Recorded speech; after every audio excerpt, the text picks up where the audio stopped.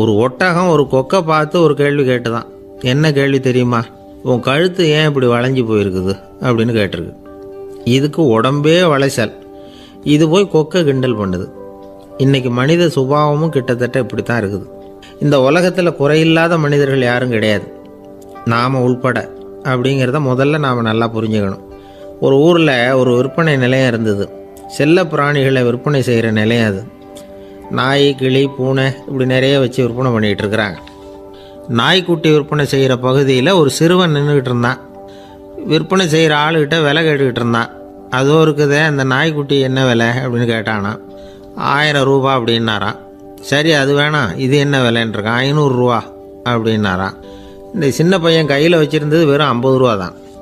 அதனால் இதை விட குறைச்சலாக கிடைக்குமான்னு பார்த்துருக்கான். அந்த கடையில் ஒரு மூலையில் சரியாக கவனிக்கப்படாமல் ஒரு நாய்க்குட்டி படுத்து கிடந்தது. பாவமாக கத்திக்கிட்டு இருந்தது. அதை பார்த்ததுமே இவனுக்கு அது ரொம்ப பிடிச்சி போச்சு. உடனே அந்த கடைக்காரரை பார்த்து, அதுவும் அந்த மூலையில் படுத்து கிடக்குதே அந்த நாய்க்குட்டி என்ன விலை அப்படின்னு கேட்டிருக்கான். தம்பி, அது ஒரு கால் ஊனம், அதனால் அது உன்னோட குதித்து விளையாடவோ ஓடுறதோ அதால் முடியாத காரியம் அப்படின்ட்டுருக்கார் அவர். அது தெரிஞ்சுதாங்க கேட்குறேன், அதோட விலை என்ன அதை மட்டும் சொல்லுங்களேன் அப்படின்ட்டுருக்கான். தம்பி, இது கால் ஊனம் உள்ள ஒரு நாய். இதை போய் காசு கொடுத்து வாங்கிறதுக்கு யாராவது பிரியப்படுவாங்களா? இதை நான் உனக்கு இலவசமாகவே தர்றேன், எடுத்துகிட்டு போ அப்படின்னாரான். இதை கேட்டதும் அந்த சிறுவனுக்கு கோபம் வந்துட்டு தான். நீங்கள் ஒன்றும் சும்மா கொடுக்க வேணாம், இந்தாங்க 50 ரூபா, இதை வச்சுக்கிட்டு நாய்க்குட்டியை கொடுங்க அப்படின்ட்டுருக்கான். அவருக்கு ஒன்றும் புரியல, ஆச்சரியமாக இருந்தது. சரின்னு பணத்தை வாங்கிட்டு நாய்க்குட்டியை தூக்கி கொடுத்தார். அந்த சிறுவன் அந்த நாய்க்குட்டியை 2 கையாலையும் வாங்கினா, மார்போடு பிரியமாக சேர்த்து அணைச்சிக்கிட்டான். தெருவில் இறங்கி நடக்கிறான். அப்படி நடக்கும்பொழுது தான் பார்க்குறார், கடைக்காரர் ஆச்சரியமாக அவனை பார்க்குறார். அப்போ தான் அவருக்கு ஒரு விஷயம் புரியுது. அந்த சிறுவன் தெருவில் நாய்க்குட்டியை மார்போடு அணைச்சிக்கிட்டு விந்தி விந்தி நடந்து போய்கிட்டு இருக்கிறான். ஆமாம், அவனுக்கும் ஒரு கால் ஊனம்.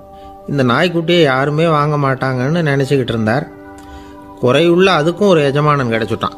அதனால் ஊனம் ஒரு குறை இல்லை அப்படிங்கிற உண்மையை அந்த கடைக்காரர் புரிஞ்சுக்கிட்டாரான்.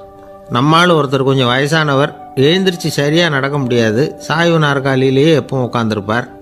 அவர் தனக்கு துணையாக ஒரு நாயை பக்கத்தில் வச்சுருந்தார். அதுவும் ரொம்ப வயசான ஒரு நாய், எழுந்திரிக்கவே சிரமப்படும், நடக்கவும் முடியாது. அவர் பக்கத்திலே இதுவும் சோர்ந்து போய் படுத்து கிடக்கும். அந்த பெரியவரை பார்க்க வந்த ஒருத்தர் கேட்டார், ஏங்க, ஒரு சின்ன பையனை உங்களுக்கு துணையாக வச்சுக்கப்படாதா? இந்த நாயை உங்களுக்கு பாதுகாப்பாக வச்சுருக்கிறீங்களே, உங்களுக்கு ஒரு ஆபத்துன்னா இது எப்படி உங்களுக்கு உதவ முடியும் அப்படின்னார். அப்போ அவர் சொன்னாராம், எனக்கு ஒரு ஆபத்துன்னா அந்த சமயத்தில் இந்த நாய் என்னை தனியாக விட்டுட்டு ஓடி போயிடாமல் இருக்கணும்ல, அதுக்காக தான் இதை நான் வச்சுருக்கிறேன் அப்படின்னாராம். நம்மளில் சில பேர் ரொம்ப தைரியமாக இருப்பாங்க. நாம் கூட சொல்கிறது உண்டு, அந்த ஆளுகிட்ட வர்றதுக்கு எமன் கூட பயப்படுவான் அப்படின்னு சொல்கிறது உண்டு. தைரியசாலிகளை நெருங்கிறதுக்கு எமன் பயப்படுவான் அப்படின்னு சொல்கிறது உண்மை தான். அது பொய் இல்லை. மன வலிமை இருக்கு பாருங்கள், அது மனுஷனை காப்பாற்றும். இது மருத்துவ ரீதியான உண்மை. உடல் கோளாறுகள் மன ஆரோக்கியத்தை பாதிக்கும்.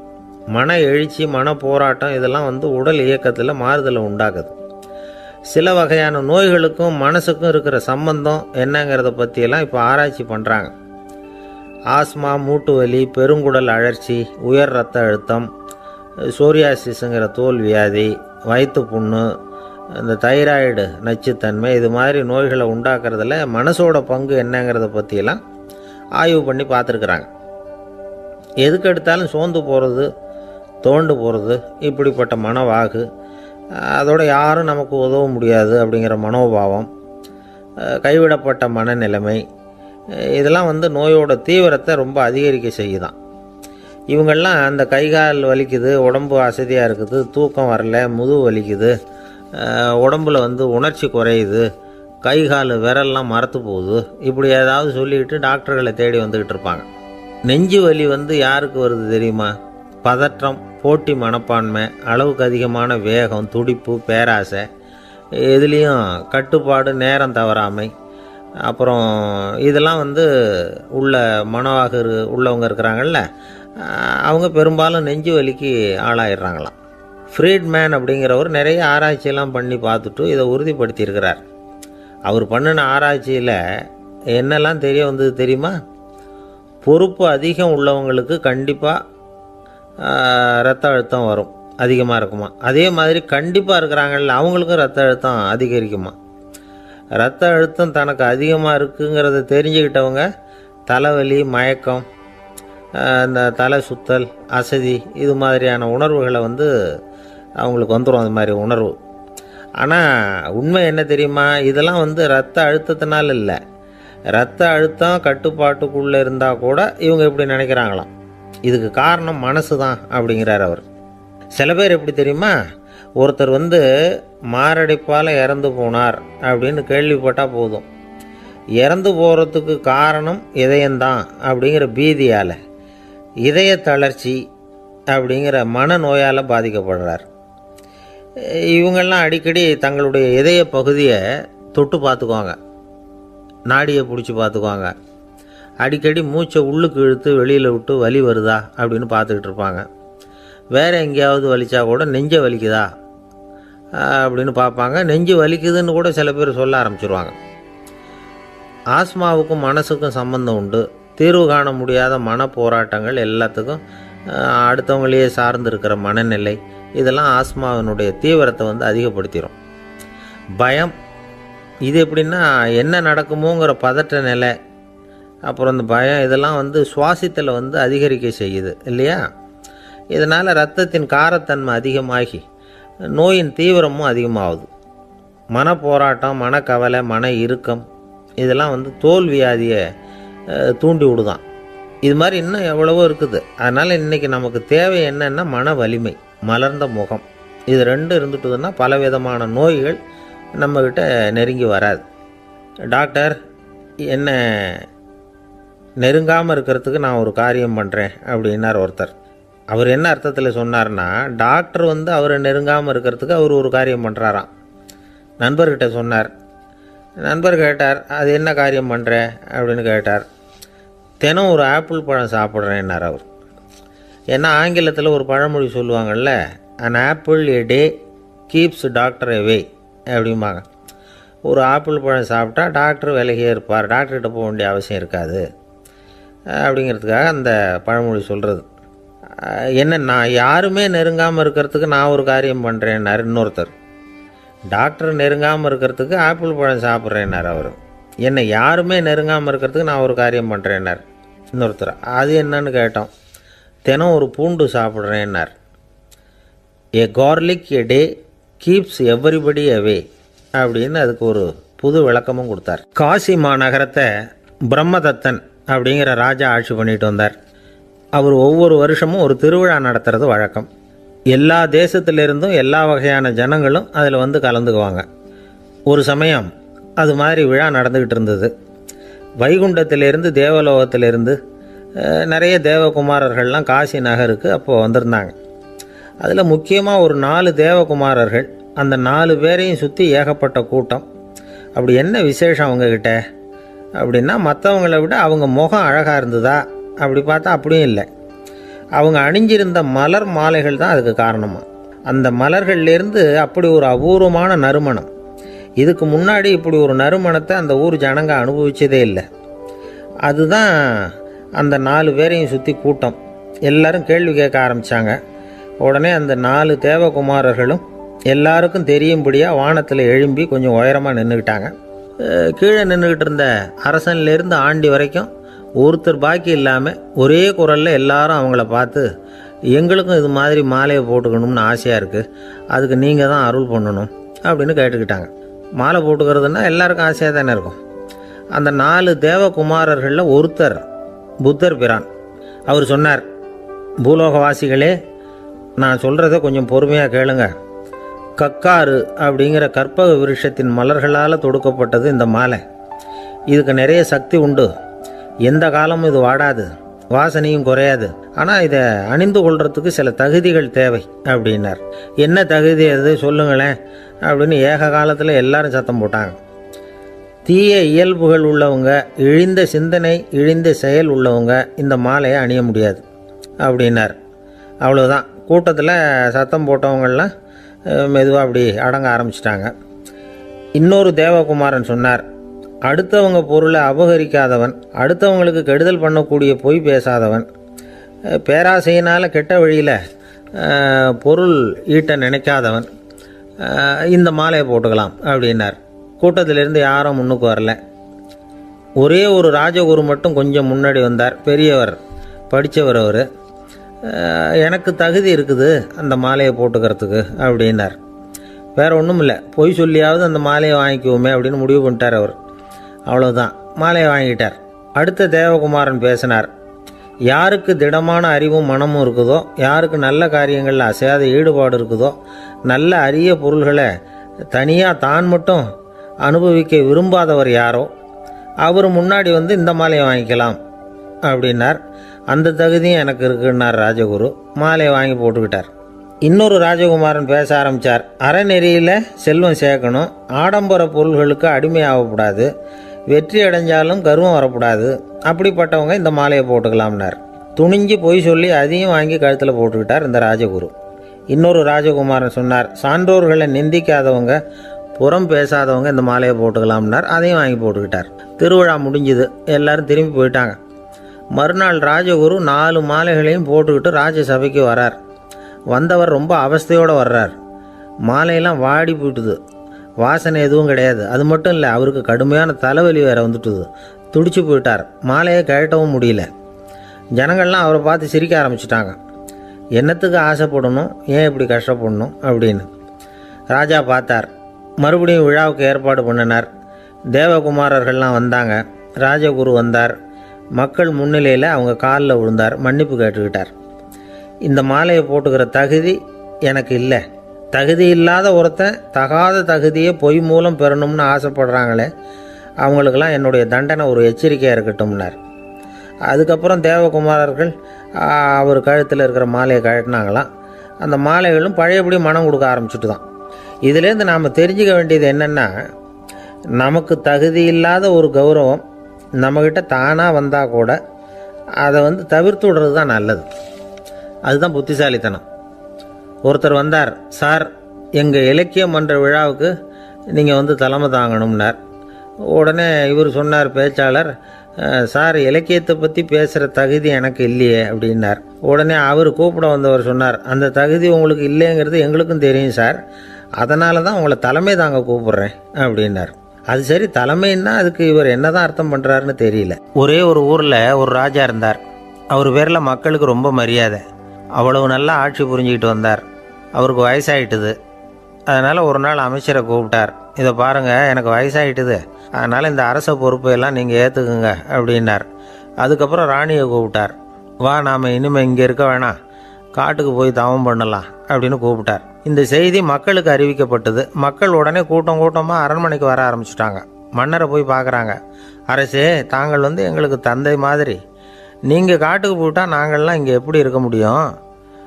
எங்களுக்கெல்லாம் எந்த துன்பமும் இல்லாமல் பார்த்துக்கிட்டு வர்றீங்க. இது மாதிரியான ஒரு அரசாட்சி இல்லைன்னா மக்கள் வாழ்ந்து என்ன பயன் அப்படின்னாங்க. இருந்தாலும் என்ன பண்ணுறது, வயசாயிட்ட காரணத்தினால இந்த முடிவுக்கு வர வேண்டியிருக்குது அப்படின்னாரா ராஜா. அப்படின்னா நீங்கள் காட்டுக்கு போக வேணாம், நாங்கள் போகிறோம். நாங்கள் அங்கே போய் தவம் பண்ணுறோம், வழிபாடு பண்ணுறோம். கடவுள் வருவார், அவர்கிட்ட வரம் வாங்கிட்டு வந்துடுறோம் அப்படின்னாங்களாம். அப்படி சொல்லிவிட்டு உடனே எல்லோரும் காட்டுக்கு போனாங்க. நாட்டு மக்கள் எல்லாரும் ஒட்டு மொத்தமாக காட்டில் உட்காந்துக்கிட்டு தவம் பண்ணுறதை பார்த்தார் கடவுள். உடனே புறப்பட்டு வந்தார்.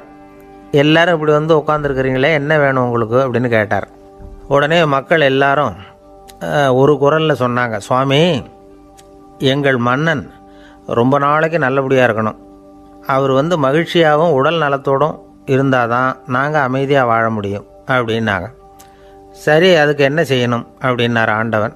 எங்கள் மன்னருக்கு இன்னும் ஒரு 100 வருஷம் ஆயுளை கொடுங்க அப்படின்னாங்க. அவ்வளவு தானே, சரி அப்படியே ஆகட்டும் அப்படின்னு சொல்லிவிட்டு ஆண்டவன் போயிட்டார். மக்கள் மகிழ்ச்சியோடு திரும்பி வந்தாங்க.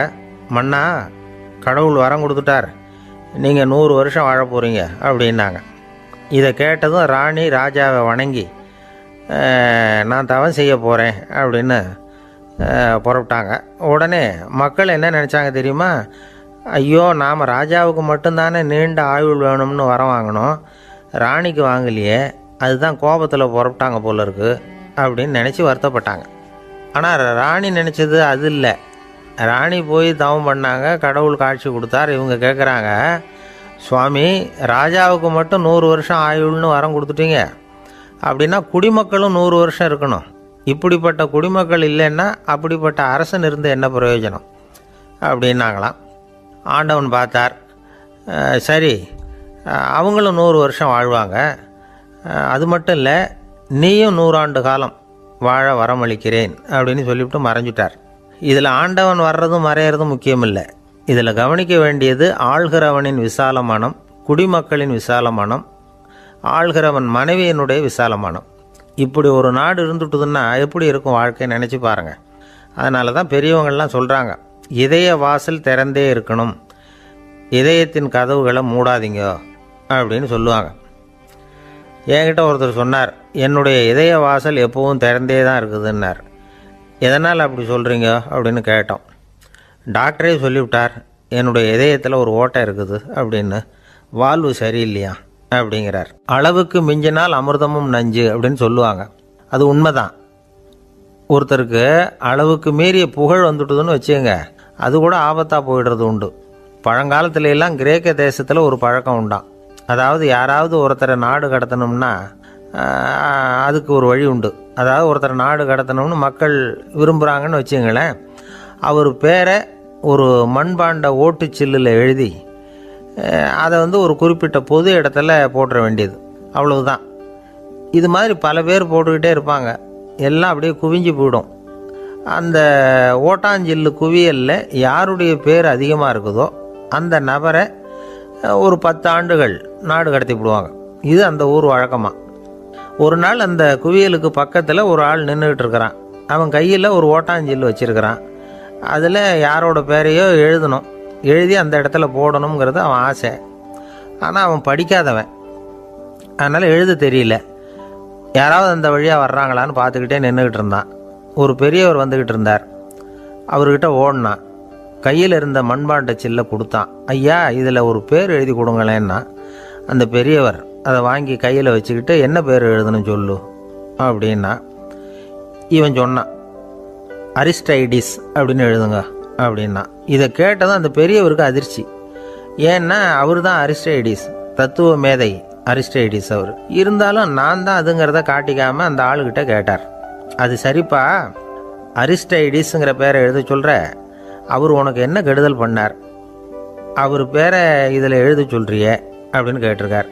அதுக்கு இவன் சொன்னானா, அவர் எனக்கு எந்த கெடுதலும் பண்ணலை, அவரை நான் பார்த்தது கூட இல்லை அப்படின்ட்டுருக்கான். அப்புறம் எதுக்காக அவரை நாடு கடத்தணும்னு நீ ஆசைப்படுற அப்படின்னு கேட்டிருக்கார். இப்போ அந்த ஆள் சொல்கிறான், அரிஸ்டைடஸை பற்றி எல்லாரும் பேசுகிறாங்க, அவர் ரொம்ப நல்லவர், அவர் ஒரு பெரிய அறிவாளிங்கிறாங்க, அவர் ஒரு பெரிய வள்ளல், பேரறிஞர், இப்படி எல்லாரும் சொல்கிறத கேட்டு கேட்டு எனக்கு ரொம்ப அலுத்து போயிட்டுது, அதனால தான் வெறுப்பாயிட்டேன் அப்படின்னு நானும். இதிலேருந்து என்ன தெரியுது, நாம் நல்லவனாக இருக்கிறதுல ஒன்றும் இடைஞ்சல் இல்லை. ஆனால் நம்மளை நல்லவன் நல்லவன் எல்லாரும் சொல்ல ஆரம்பிச்சிட்டாங்கன்னு வச்சுக்கோங்க, அப்போ இடைஞ்சல் ஆரம்பம்னு அர்த்தம். எதுவுமே அளவுக்கு மிஞ்சி போகாமல் பார்த்துக்க வேண்டியது ரொம்ப அவசியம். அளவுக்கு அதிகமாக ஆசைப்படாதவங்களில் ஆப்ரஹாம் லிங்கனும் ஒருத்தரான். அவர் ஒரு தடவை தன்னுடைய நண்பர்கள்கிட்ட பேசிக்கிட்டு இருந்தாராம். ஒருத்தர் கேட்டிருக்கார், ஒரு மனுஷனுக்கு கால்கள் எவ்வளோ உயரம் இருக்கணும் அப்படின்னு கேட்டாராம். இதுக்கு ஆப்ரஹாம் லிங்கன் சொன்னாராம், அது என்ன இடுப்புலேருந்து தரையை தொடுற அளவுக்கு உயரம் இருந்தால் போதும் அப்படின்னாராம். ஒரு ஜென் துறவி, அவருக்கு ரொம்ப வயசாயிட்டுது, கடைசி காலம். நண்பர்களெல்லாம் கூப்பிட்டார். நண்பர்களே, நான் வித்தியாசமான முறையில் சாகணும்னு ஆசைப்படுறேன், அதுக்கு ஏதாவது யோசனை சொல்லுங்களேன் அப்படின்னு கேட்டாராம். நண்பர்கள் சிரித்தாங்க. என்ன பேச்சு பேசுகிறீங்க, சாவறதுங்கிறது என்ன விளையாட்டு கத்தனமான காரியமா அப்படின்னு கேட்டிருக்காங்க. அந்த துறவி கொஞ்ச நேரம் யோசனை பண்ணார். அப்புறம் கேட்டாராம், இது வரைக்கும் யாராவது நடந்துக்கிட்டே இறந்துருக்குறாங்களா அப்படின்னாராம். எல்லாரும் இல்லைன்னாங்களாம். ஒருத்தர் மட்டும் சொல்லியிருக்கார், அப்படியும் ஒருத்தர் இறந்துருக்கிறதாக ஒரு கதையில் படிச்சிருக்கிறேன், ஒரு ஞானியால் தான் அப்படியெல்லாம் செய்ய முடியும் அப்படின்னு அவர் சொன்னாராம். சரி, அப்படின்னா அந்த முறை நமக்கு வேணாம், நின்றுக்கிட்டே யாராவது உயிரை விட்டுருக்காங்களா அப்படின்னு விசாரிச்சாராம். அப்படியும் ஒருத்தர் இறந்துருக்கிறார் அப்படின்னாங்களாம். மறுபடியும் அந்த துறவி யோசனை பண்ணியிருக்கிறார், ஏதாவது வித்தியாசமான முறையில் நாம் போகணும் அப்படிங்கிறது அவருடைய விருப்பம். மனிதன் எப்படி வாழ்கிறானோ அப்படி இறப்பது தான் நல்லது. சரி, யாராவது தலைகீழாக வந்து யோகம் செய்யும் நிலையில் இறந்துருக்குறாங்களா அப்படின்னு விசாரித்தாராம். நண்பர்கள் சிரித்தாங்க. தலைகீழாக நின்னபடி இறந்ததாக நாங்கள் கேள்விப்பட்டதே இல்லை, அது முடியாத காரியம் அப்படின்ட்டுருக்காங்க. இப்போ அந்த துறவிக்கு திடீர்னு உற்சாகம் வந்துட்டுது. உடனே எழுந்திரிச்சார், தலைகீழாக நின்னார், அப்படியே உயிரை விட்டுட்டார். அவ்வளோதான். அந்த மடாலயத்தில் ஒரே குழப்பம். எப்படி அவரை கீழே இறக்கி படுக்க வைக்கிறது அப்படின்னு புரியல. இப்படி உயிர் விடுறதை பற்றி அவங்க இது வரைக்கும் கேள்விப்பட்டதும் இல்லை. உண்மையிலேயே வந்து இவர் வந்து இறந்து தான் போனாராங்கிறதும் தெரியல. சோதித்து பார்த்தாங்க. இதய துடிப்பு, நாடி துடிப்பு எல்லாம் நின்று போயிருந்தது. இவர் எப்பவும் இப்படி தான், என்ன பண்ணுறது இப்போது அப்படின்னு சொல்லி எல்லாரும் குழம்பிக்கிட்டு இருக்கிற சமயத்தில் ஒரு பெரிய ஒரு யோசனை சொன்னார். இந்த துறவியோட மூத்த சகோதரி பக்கத்து மடாலயத்தில் இருக்கிறாங்க, அவங்கள இங்கே அழைச்சிட்டு வந்தால் ஏதாவது வழி கிடைக்கும் அப்படின்னார். அந்த அம்மாவுக்கு 90 வயசு. அழைச்சிட்டு வந்தாங்க. ஒரு குச்சியை ஊன்றிக்கிட்டு அப்படியே மெதுவாக நடந்து வந்தாங்க. வந்து, தம்பி, தலைகீழாக நின்று உயிர் விட்டு இறக்கிறத பார்த்தாங்க. தம்பின்னு கூப்பிட்டு பார்த்தாங்க, ஒன்றும் காணோம். உடனே என்ன பண்ணாங்க, தன்னுடைய கைத்தடியால் தம்பியோட உடலை ஒரு தட்டு தட்டினாங்க. ஏப்பா, சாகிறப்பவும் உன்னுடைய குறும்புத்தனத்தை விடலையா? இப்படியாடா சாகிறது, ஒழுங்காக செத்து தொலை அப்படின்னாங்களாம். அவ்வளவுதான். உடனே அந்த துறவி திரும்பி நேராக நின்னார். அக்கா, கோவப்படாத, நான் ஒழுங்காக சாகிறேன், எப்படி செத்தா என்ன, எல்லாம் எனக்கு ஒன்று தான் அப்படின்னு சொல்லிவிட்டு அப்படியே தரையில் படுத்து உயிரை விட்டாராம். அதுக்கப்புறம் அந்த அம்மா கோலை வந்து கையில் எடுத்துக்கிட்டு அப்படியே திரும்பி கூட பார்க்காம அவங்க பாட்டுக்கு போயிட்டாங்களாம். மரணத்தை ஒரு விளையாட்டாக ஆக்கிய அந்த துறவிக்கு வாழ்க்கையே ஒரு விளையாட்டாக தான் இருந்திருக்குது. எந்த நோக்கமும் இல்லாமல் செயல்படுறதுன்னா என்னங்கிறதும் அவருக்கு தெரிஞ்சிருக்குது. பயனை எதிர்பார்க்காமல் பணி செய்து வாழ்ந்து மறைந்த மகான் அவர். தம்முடைய தொழிலை வந்து விளையாட்டு போல செய்ய தெரிஞ்சவருக்கு வாழ்க்கையே ஒரு விளையாட்டாக மாறிடும். எல்லாமே விளையாட்டாகி விடுகிற போது மரணமும் விளையாட்டாகிவிடும் அப்படிங்கிறது தான் அந்த தத்துவம். ஆனால் அதுக்கு முன்னாடி உங்களுக்குள்ளே இருக்கிற உண்மையான நடிகனை வந்து நீங்கள் அடையாளம் கண்டுபிடிக்கணும். நீங்கள் நடிக்க வேண்டியதே இல்லை, நீங்கள் ஏற்கனவே நடிச்சுக்கிட்டு தான் இருக்கிறீங்க. நீங்கள் இந்த உண்மையை தெரிஞ்சுக்கணும், அவ்வளவுதான். இதுதான் ஞானிகளுடைய கருத்து. நீங்கள் தெருவில் நடந்து போயிட்டுருக்கிறீங்க, எதிரில் வர்றவர் உங்களை பார்த்து எப்படி இருக்கிறீங்கன்னு கேட்குறார். நல்லா இருக்கிறேங்கிறீங்க. உண்மையிலேயே நாம் நல்லா இருக்க மாட்டோம், ஏதாவது உடம்புல கோளாறு இருக்கும். ஆனால் அப்படி சொல்லுவோம், நல்லா இருக்கிறேன் அப்படின்னு. அது நடிப்பு தானே. உங்களை சந்தித்ததில் ரொம்ப மகிழ்ச்சி அப்படின்னு சொல்கிறோம். உடனே கொஞ்சம் நிதானமாக யோசித்து பாருங்கள், உண்மையிலேயே உங்கள் மனசு மகிழ்ச்சி அடைஞ்சுட்டுதா? அது நடிப்பு தானே. வாழ்க்கையை சரியாக புரிஞ்சுக்கிட்டால் எல்லாமே நடிப்புங்கிறது புரியும். கல்யாண பத்திரிக்கை அனுப்பியிருந்தேனே, ஏன்டா வரலன்னு கேட்டான் ஒருத்தன். வந்திருந்தேனே அப்படின்னானா இவன். டேய், ஏன்டா போய் சொல்கிற, நான் பத்திரிக்கையே உனக்கு அனுப்பலையே அப்படின்ட்டுருக்கான் அவன். அதுக்கு இவன் சொன்னானா, பத்திரிக்கை அனுப்புனேன்னு நீ போய் சொல்கிறப்போ கல்யாணத்துக்கு வந்தேன்னு நான் போய் சொல்லக்கூடாதா அப்படின்னானா. ஒரு பெரிய பியானோ கலைஞர் வியன்னாவில் இருந்தார். ரொம்ப புகழ்பெற்ற இசை கலைஞர் அவர். இங்கிலாந்து மகாராணி விக்டோரியா அவருடைய சங்கீதத்தை கேட்கணும்னு ஆசைப்பட்டாங்க. அவரை அரண்மனைக்கு கூப்பிட்டாங்களாம். பியானோ வாசிக்க சொல்லி கேட்டாங்களாம். இவரும் ரொம்ப பிரமாதமாக வாய்ச்சி காட்டியிருக்கார். உடனே பாராட்டி பரிசுகள்லாம் கொடுத்து அனுப்புனாங்களாம். அந்த இசையை கேட்குறதுல அரசிக்கு ரொம்பவும் ஆர்வம் உண்டு. அதனால் அதுக்கப்புறமும் அந்த கலைஞர் அடிக்கடி அரண்மனைக்கு வர வேண்டிய அவசியம் ஏற்பட்டது. ஏன்னா அரசி கூப்பிட ஆரம்பித்தாங்க.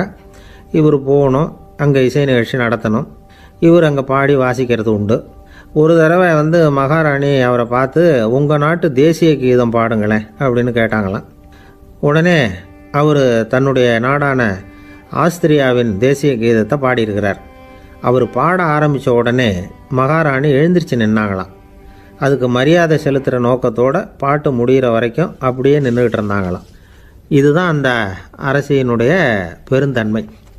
அதாவது நாட்டுப்பற்றுங்கிறது அந்த அளவுக்கு அப்படி இருக்கணும். இப்படி ஒரு அரசியே நம்ம நாட்டு தேசிய கீதத்துக்கு எழுந்திரிச்சு நின்று மரியாதை செலுத்துகிறாங்க அப்படிங்கிறத புரிஞ்சிக்கும் பொழுது அந்த முதிய கலைஞரின் மகிழ்ச்சிக்கு அளவே இல்லையாம். அதுக்கப்புறம் அந்த பியானோ கலைஞர் ஒரு நாள் தன்னுடைய நண்பர் ஒருத்தர்கிட்ட பேசிக்கிட்டு இருந்தாராம். அப்போ சொன்னாராம், மகாராணியார் வந்து எனக்கு எவ்வளவோ பரிசுகள்லாம் கொடுத்துருக்குறாங்க. ஒரு தடவை எனக்கு வைரக்கல் பதித்த அணி ஒன்றை கூட பரிசாக கொடுத்தாங்க. ஆனால் அதை விட உயர்ந்த விலை மதிக்க முடியாத அணி என்ன தெரியுமா? நான் என்னுடைய நாட்டு தேசிய கீதத்தை நான் பாடுறப்போ அவங்க எழுந்திரிச்சு நின்று மரியாதை செலுத்தினாங்களே, அதுதான் எனக்கு கிடைச்ச மிகப்பெரிய பரிசு அப்படின்னாராம். எனக்கு தெரிஞ்ச சங்கீத வித்வான் ஒருத்தர் இருக்கார். சமீபத்தில் ஒரு நாள் அவரை பார்த்தேன். எப்படி போயிட்டுருக்கு உங்கள் தொழில் அப்படின்னு கேட்டேன். ரொம்பவும் வித்தியாசமாக போயிட்டுருக்குங்க அப்படின்னார். என்ன சொல்கிறீங்க அப்படின்னேன். முன்னாடியெல்லாம் நான் பாடினா எதிரில் இருக்கிறவங்க தான் எழுந்திரிச்சு போயிட்டு இருந்தாங்க. இப்போ எப்படின்னா நான் பாட ஆரம்பிச்சுட்டா உடனே பக்கவாத்தியக்காரனே எழுந்திரிச்சு போயிடுறான் அப்படின்னார் ரொம்ப வேதனையோட. பொங்கல் திருநாள்னா இது ஏதோ அறுவடை திருநாள் அப்படின்னு சொல்லுவோம். அதாவது வருஷம் பூரா நாம் பாடுபட்டு அதனுடைய பலனை அனுபவிக்கிற நாள் அப்படிங்கிறது நாம் சொல்லிகிட்டு இருக்கிறது. இது முக்கியமாக இது ஒரு நன்றி அறிவிப்பு நாள் அப்படின்னு சொல்லுவாங்க. இன்றைக்கி நிறைய நன்றி அறிவிப்பு கூட்டம்லாம் நடந்துக்கிட்டு இருக்குல்ல, அது மாதிரி விவசாயிகள் நடத்துகிற ஒரு நன்றி அறிவிப்பு விழா இது. யாருக்கு நன்றி சொல்கிறாங்கன்னா ஆதவனுக்கு. அதாவது சூரியன் இல்லைன்னா விவசாயம் இல்லை. அதனால் ஆதவனுக்கு நன்றி செலுத்துகிற நாளாக இந்த பொங்கல் திருநாளை நாம் கொண்டாடுறோம். அதாவது இந்த பொங்கலில் விவசாயிகள்கிட்டேருந்து நிறைய பண்புகளை நாம் தெரிஞ்சுக்க வேண்டிய நாள் இது. விவசாயிகள் அவங்க விவசாயம் முன்னேறி இருக்கிற அளவுக்கு விவசாயிகளுடைய வாழ்க்கை தரம் முன்னேறலை. அந்த அளவுக்கு அவர்கள் நாட்டுக்காக உழைச்சிக்கிட்டு இருக்கிறாங்க. அந்த காலத்திலே அதை பற்றி ஒரு கதை சொல்கிறது உண்டு. ஒரு வயசான ஆள் நிலத்தில் ஏறு உழுதுகிட்டு இருந்தாராம். கிழிஞ்சு போன ஒரு சின்ன துண்டை தான் இடுப்பில் கட்டியிருந்தாராம். தலையில் ஒரு கந்தலை சுற்றி இருந்தார். உடம்பு பூரா சேரு, ரொம்ப ஏழை. ஏறு ஓட்டிகிட்டு இருக்கிறவர் வேறு எப்படி இருப்பார்? இருந்தாலும் அந்த ஆள் ரொம்ப ஜாலியாக பாட்டு பாடிக்கிட்டே ஏறு உழுதுகிட்டு இருந்தாராம். உடம்புல தான் அவர் ஏழையை தவிர மனசில் ஒரு ஏழையாக தெரியல. அந்த சமயத்தில் அந்த நாட்டு ராஜா அந்த பக்கமாக குதிரை மேலே வந்தாராம். வேட்டைக்கு போயிட்டு பரிவாரங்களோடு திரும்பி வந்துக்கிட்டு இருக்கிறார். ரொம்ப செல்வ செழிப்பில் இருக்கிற ராஜா அவர் இந்த வயசான விவசாயியை பார்த்துருக்கார். இந்த ஆள் ரொம்பவும் ஏழைங்கிறது அவர் பார்த்தாவே பளிச்சுன்னு தெரியுது. கட்டிக்கிறதுக்கு நல்ல துணி இல்லை, உடம்போ இழைச்சி போயிருக்குது, வயிறு முதுகில் போய் ஒட்டிக்கிட்டு இருக்கு, கண்ணு குழி விழுந்து போயிருக்குது. ஆனாலும் முகத்தை பார்த்தா சந்தோஷமாக இருக்கிற மாதிரி இருக்குது. இவ்வளோ உற்சாகமாக பாடிக்கிட்டு இருக்கிறாரே அப்படின்னு ஆச்சரியமாக நினச்சி பார்த்தார் அந்த ராஜா. சரி, அவர்கிட்ட கொஞ்சம் பேச்சு கொடுத்து பார்க்கலாம் அப்படின்னு முடிவு பண்ணார். ஐயா பெரியவரே, இப்படி கொஞ்சம் வர முடியுமான்னாராம். பொழுது போகிறதுக்குள்ளே நான் இந்த வயல் பூரா உழவு ஓட்டி ஆகணும், அதனால் பேசுகிறதுக்கு நேரம் இல்லை அப்படின்னாராம் அந்த பெரியவர். என்ன அவ்வளவு அவசரமாக? மீதி இருந்தால் நாளைக்கு உழுதக்கூடாதா? அது சரி, உனக்கு எத்தனை ஏக்கர் நிலம் இருக்குது அப்படின்னு விசாரிச்சிருக்கார் ராஜா. எனக்குன்னு சொந்தமாக உள்ளங்கை அளவு கூட நிலம் கிடையாது. இது எங்கள் முதலாளியோட நிலம். இதை பூராவும் உழுது முடித்தாதான் அவர் கூலி கொடுப்பார். நான் கூலிக்கு உழுதுகிட்டு இருக்கிறேன். உங்ககிட்ட பேசிக்கிட்டு இருந்தால் அவருக்கு துரோகம் பண்ணது மாதிரி ஆகிடும் அப்படின்னாராம். ராஜா குதிரையை விட்டு கீழே இறங்கினார். வரப்பில் நடந்து அந்த பெரியவர்கிட்டே போனாராம். சரி, ஒரு நாள் பூரா உழுதா உனக்கு எவ்வளவு கூலின்னு கேட்டிருக்கார். 8 அணா கூலி கிடைக்கும்னாராம் அவர். இது ரொம்ப காலத்துக்கு முன்னாடி நடந்த ஒரு சம்பவங்கிறதுனால அப்போ 8 அணா கூலிங்கிறது ரொம்ப பெருசு. இருந்தாலும் அதுவும் அந்த ராஜாவுக்கு பெரிய கூலியாக தெரியல. இவ்வளவு தானா, இதை வச்சுக்கிட்டு நீ எப்படி காலம் தள்ளுற அப்படின்னாராம். ஒன்றும் கவலை இல்லை அப்படின்னாராம் அவர். ராஜாவுக்கு ரொம்ப ஆச்சரியமாக போச்சு. 8 அணா கூலி வாங்குகிற இந்த ஆள் கவலை இல்லாமல் இருக்கிறார், ஏராளமான வசதியோடு இருக்கிறன்னா கவலை இல்லாமல் வாழ முடியலையே அப்படின்னு நினச்சி பார்த்துருக்கார். அது சரி, 8 அணாவில் எப்படி குடும்பம் நடத்துகிற அப்படின்னு கேட்டாராம். எனக்கு கிடைக்கிற 8 அணாவில் 2 அணா குடும்பத்துக்கு செலவழிக்கிறேன், 2 அணா பழைய கடனுக்கு கொடுக்குறேன், 2 அணா தர்மம் செய்கிறேன், 2 அணா வட்டிக்கு கொடுக்குறேன், ஒரு குறையும் இல்லைன்னாராம். ராஜாவுக்கு ஒன்றும் புரியல. எனக்கு ஒன்றும் புரியலேன்னு இருக்கார். ஐயா, எனக்கும் என் மனைவிக்கும் 2 அணா செலவாகுது. வயசான அம்மா அப்பா இருக்கிறாங்க, சின்ன வயசில் என்னை காப்பாற்றினவங்க அவங்க. அந்த கடனுக்கு 2 அணா செலவாகுது, அது பழைய கடன். என் தங்கச்சி ஒருத்தி ஆதரவு இல்லாத நிலைமையில் தன்னுடைய மகனோட என் வீட்டில் இருக்கிறா. அவளுக்கும் அவள் மகனுக்கும் 2 அணா செலவு பண்ணுறேன், அது தர்மம். எனக்கு 2 பிள்ளைங்க இருக்கிறாங்க, அவங்களுக்கு 2 அணா செலவு பண்ணுறேன், அது வட்டிக்கு கொடுக்கறது மாதிரி. பிற்காலத்தில் அவங்க எங்களை காப்பாற்றுவாங்க. அந்த வகையில் நான் திருப்தியோடு வாழ்ந்துக்கிட்டு இருக்கிறேன் அப்படின்னாராம். ராஜாவுக்கு அர்த்தம் புரிய ஆரம்பிச்சுதான். அந்த பெரிய நிலத்தை விலை கொடுத்து வாங்கி அந்த பெரியவருக்கே தானமாக கொடுத்துட்டாராம். இப்போ உழுதவருக்கே நிலம் சொந்தமாயிட்டுது. அன்னையிலேருந்து அரசனுக்கும் ஆறுதல் கிடைச்சிதான். இப்படி ஒரு கதை சொல்லுவாங்க. 8 அணா வருமானத்தை வச்சுக்கிட்டு எப்படி காலத்தை தள்ளுறதுன்னு சொல்கிறதுக்காக இந்த கதையை சொல்கிறதாக யாரும் தப்பாக நினச்சிக்கக்கூடாது. கிடைக்கிறத எப்படி பங்கு போடுறார், எப்படி திருப்தியாக வாழறார் அப்படிங்கிறது தான் முக்கியம். அது மாதிரி இன்றைக்கு இந்த பொங்கல் திருநாளில் உழவர்கள் மனசு மகிழ்ச்சியாக இருந்ததுன்னா அது எல்லாரும் மகிழ்ச்சியாக இருக்கிறது மாதிரி அர்த்தம். அதனால் அவர்கள்ட்டேருந்து நாம் பாடம் கற்றுக்கணும். சில உழவர்கள் தங்கள் நிலத்தில் விளையிறத தாங்கள் சாப்பிட மாட்டாங்க. அடுத்தவங்கள்ட்ட விற்றுட்டு சந்தையில் போய் வேறு அரிசி வாங்கிட்டு வந்து தான் இவங்க சாப்பிடுவாங்க. அப்படிப்பட்ட விவசாயிகள்லாம் இது உண்டு. பங்கிடுகிற பண்பை உழவர்கள்ட்டேருந்து கற்றுக்கொள்ளுங்கள் அப்படிம்பாங்க. ஒரு ஆள் நிம்மதியாக மகிழ்ச்சியாக இருந்தானா உங்கள் நிம்மதிக்கும் மகிழ்ச்சிக்கும் என்ன காரணம்னு கேட்டிருக்கார் இன்னொருத்தர். என்கிட்ட இருந்தது பூராவையும் என் பிள்ளைங்களுக்கு சமமாக பங்கு போட்டு கொடுத்துட்டேன், எனக்குன்னு எதுவுமே வச்சுக்கல, அதுதான் நிம்மதிக்கு காரணம்ன்றிருக்கான். உங்ககிட்ட இருந்தது எவ்வளவு இருந்தது அப்படின்னு கேட்டிருக்காரு அவர். மொத்தமாக ஒரு 50,000 ரூபா இருக்கும் அப்படின்னு இருக்கான்.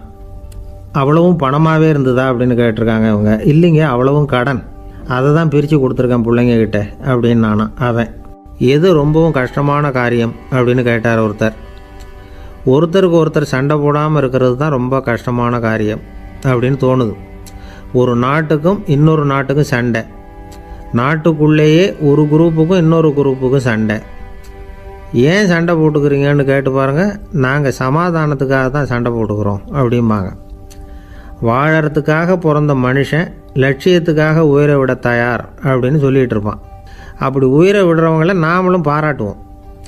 ஆனால் ஒன்றும் இல்லாத விஷயங்களுக்கெல்லாம் சண்டை போடுறவங்களெல்லாம், அப்படிப்பட்டவங்களையும் சரி உயிரை விடுறவங்களையும் சரி என்னென்னு சொல்கிறது, யுத்தங்களாலேயும் சண்டைகளாலேயும் நாம் அடையிறது என்னங்கிறது ஒரு பக்கம் இருக்கட்டும், இழக்கிறது என்ன தெரியுமா?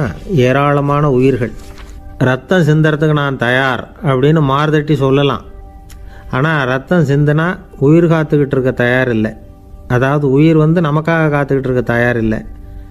இழக்கிற ரத்தத்தை ஈடுகட்டினா தான் உயிரை காப்பாற்ற முடியும். அதனால் இது சம்மந்தமாக ஆராய்ச்சி செய்கிற கட்டாயம் ஏற்பட்டு போச்சு. அதோட விளைவாக புதுசாக ஒன்றை கண்டுபிடிச்சிருக்கிறாங்க. அதுதான் செயற்கை ரத்த பொடி.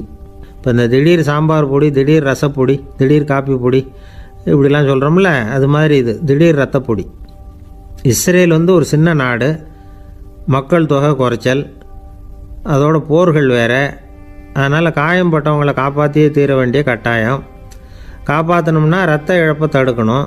அப்படின்னா உடனடியாக புது ரத்தம் செலுத்தி ஆகணும். திடீர்னு ரத்தம் வேணும்னா எங்கே போகிறது? அதுவும் கிடைக்கிற ரத்தம் சேர்கிற குரூப்பாக இருக்கணும்.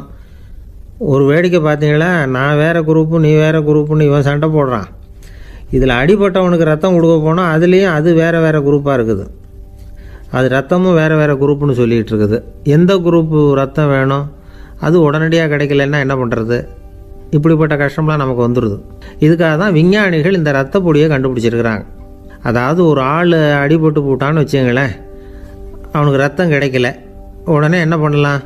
இந்த சுத்தப்படுத்தப்பட்ட தண்ணீரை கொஞ்சம் எடுத்துக்க வேண்டியது, அதில் இந்த ரத்த பொடியை கரைக்க வேண்டியது. இப்போ இந்த செயற்கை ரத்தம் தயாராகிட்டுது. இதை அந்த ஆள் உடம்புல ஏற்றி விட்டுற வேண்டியது. இயற்கையாக நம்ம உடம்புல இருக்கிற ரத்தம் என்னென்ன வேலை செய்யுதோ அதே வேலையை இதுவும் செய்யும். அதாவது ஆக்சிஜனை உடம்புல எல்லா இடத்துக்கும் எடுத்துகிட்டு போகுது. அந்த வேலையை இந்த செயற்கை ரத்தமும் செஞ்சுடுது. ஆனால் ஒரு விஷயம், இந்த செயற்கை ரத்தம் ஒரு அவசரத்துக்கு தான் உபயோகப்படுத்தலாம், ஒரு முதல் உதவி மாதிரி. அதை அப்படியே நிரந்தரமாக விட்டுற முடியாது. பின்னாடி தேவையான குரூப்பு உண்மையான ரத்தம் கிடைச்ச உடனே அதை செலுத்திக்கணும். உண்மையான ரத்தத்தை 20லேருந்து 40 நாள் வரைக்கும் தான் பாதுகாக்க முடியும். அதுவும் குளிர்பதன பெட்டியில். அதுக்குள்ளே உபயோகப்படுத்தலைன்னா அது வீணாக போயிடும். இந்த ரத்த பொடி அப்படி இல்லை, எவ்வளோ நாள் வேணும்னாலும் அப்படியே வச்சுருக்கலாம். குளிர்பதன பெட்டியும் தேவையில்லை. ஆனால் ஒன்று, இது தண்ணியில் கலந்து செயற்கை ரத்தமாக ஆக்கிவிட்டா அதோட வலு 72 மணி நேரம் தான். அதாவது 3 நாள். அதுக்குள்ளே அந்த ஆசாமியை எங்கேயாவது ஆஸ்பத்திரிக்கு தூக்கிட்டு போய் உண்மையான ரத்தத்தை கொடுத்துடணும். சண்டையில் அடிபடுறவங்க, சாலை விபத்தில் அடிபடுறவங்க, இவங்களுக்கெல்லாம் அவசரத்துக்கு கை கொடுத்து உதவுறது இந்த செயற்கை ரத்த பொடி. அதுக்கப்புறம் நாம் கொடுக்குற ரத்தம் தான் அவங்கள காப்பாற்றணும். இன்றைக்கி ரத்தத்தை தானமாக கொடுக்க தயாராக இருக்கிற நல்ல உள்ளங்கள் ஏராளம். எவ்வளவு ஆக்சிடெண்ட்டு, ஆப்ரேஷன், இதில் சம்மந்தப்பட்டவங்களை காப்பாற்றுறது நாம் தானமாக கொடுக்குற ரத்தம் தானே. ஒரு ஆக்சிடெண்ட்டு, ஒரு ஸ்கூட்டர் ஒரு ஆள் மேலே மோதி விட்டுது, பார்த்து வரக்கூடாதா அப்படின்னா அந்த ஆள், நீ தான் பார்த்து நடக்கணும், ஏன்னா 20 வருஷமாக நான் அந்த ஸ்கூட்டரை ஓட்டிகிட்டு இருக்கிறேன் அப்படின்னானா இவன். இதுக்கு அவன் சொன்னானா, நீ தான் பார்த்து ஓட்டணும், ஏன்னா 40 வருஷமாக நான் இப்படி நடந்துக்கிட்டு இருக்கிறேன் அப்படின்னானா. ஒரு ஊரில் ஒரு ராஜா இருந்தார். பெரிய அரண்மனையில் தான் இருக்கிறார். எல்லா வசதியும் இருந்தது. இருந்தாலும் அவர் எல்லாரும் சொல்கிறது எப்படி தெரியுமா, பிச்சைக்கார ராஜா. அப்படி ஒரு பேர் அவருக்கு நிலச்சி போச்சு. ஜனங்களும் சரி, மற்ற தேசங்களில் உள்ளவங்களும் சரி, அவர் அந்த பேர் சொல்லியே குறிப்பிடுறது வழக்கமாக போட்டுது. இது அவருக்கு ரொம்ப கவலையாக போச்சு. என்ன இது, நம்மளை தேடி வர்றவங்களுக்கெல்லாம் நாம் சோறு போடுறோம், நம்ம புகழ்ந்து பாடல் ஏற்றி கொண்டு வர்ற புலவர்களுக்கெல்லாம் அவங்க எப்படி வந்தாலும் ஒருவேளை சோறு போடணுங்கிறது உத்தரவு. இவ்வளவுலாம் செஞ்சும் நம்மளை போய் பிச்சைக்கார ராஜான்னு எல்லாரும் சொல்கிறாங்களே, அது ஏன், எதுக்காக இப்படி சொல்கிறாங்க? இதுதான் ராஜாவுக்கு குழப்பம். சரி, இதை பற்றி நம்ம அமைச்சர்கள்கிட்ட கேட்கலாமா அப்படின்னு யோசனை பண்ணார். இந்த விஷயத்தை போய் அவங்கக்கிட்ட எப்படி கேட்கறதுன்னு அவருக்கு தயக்கமாக இருந்தது. கௌரவ குறைச்சலாக தெரிஞ்சுது அவருக்கு. சரி, சாதாரண குடிமக்கள்கிட்ட இதை பற்றி கேட்கலாமா அப்படின்னு யோசனை பண்ணார். கேட்கலாம், ஆனால் அவங்க யாரும் ராஜா முன்னாடி வந்து நின்று தைரியமாக பேசக்கூடிய அளவுக்கு இல்லை. ராஜாவோட குழப்பம் நாளுக்கு நாள் அதிகமாக போச்சு. கடைசியாக அவர் ஒரு முடிவுக்கு வந்தார். அதாவது இதை பற்றி ஒரு பிச்சைக்காரங்கிட்டே கேட்டு பார்த்துட்டா என்ன. இதுதான் அவர் பண்ண முடிவு. உடனே மாறு வேஷம் போட்டுக்கிட்டு நகர்வலம் போனார். ஒரு பிச்சைக்காரனை கண்டுபிடிச்சார். இதை பாருப்பா, நம்ம ராஜாவை எல்லாரும் பிச்சைக்கார ராஜான்னே சொல்கிறாங்களே, அதுக்கு என்ன காரணமாக இருக்கும் அப்படின்னு கேட்டார். அதுக்கு அவன் சொல்கிறான், இதுக்கான பதிலை இன்னும் ஒரு 30 நாளில் சொல்கிறேன் அப்படின்னா. உடனே இவருக்கு சந்தோஷம். உண்மையை அவங்ககிட்ட சொன்னார். நான் வேற யாரும் இல்லை, நான் தான் இந்த நாட்டு ராஜா. இப்போ நீ என் கூடவே வந்துடு, அரண்மனையிலேயே தங்கிக்கோ. 30 நாள் கழித்து எனக்கு பதில் சொல்லிவிட்டு அதுக்கப்புறமா நீ போகலாம் அப்படின்னு சொல்லி அழைச்சிட்டு வந்துட்டார். அரண்மனையில் ஒரு மூலையில் அவன் தங்கறதுக்கு இடம் கொடுத்தார்.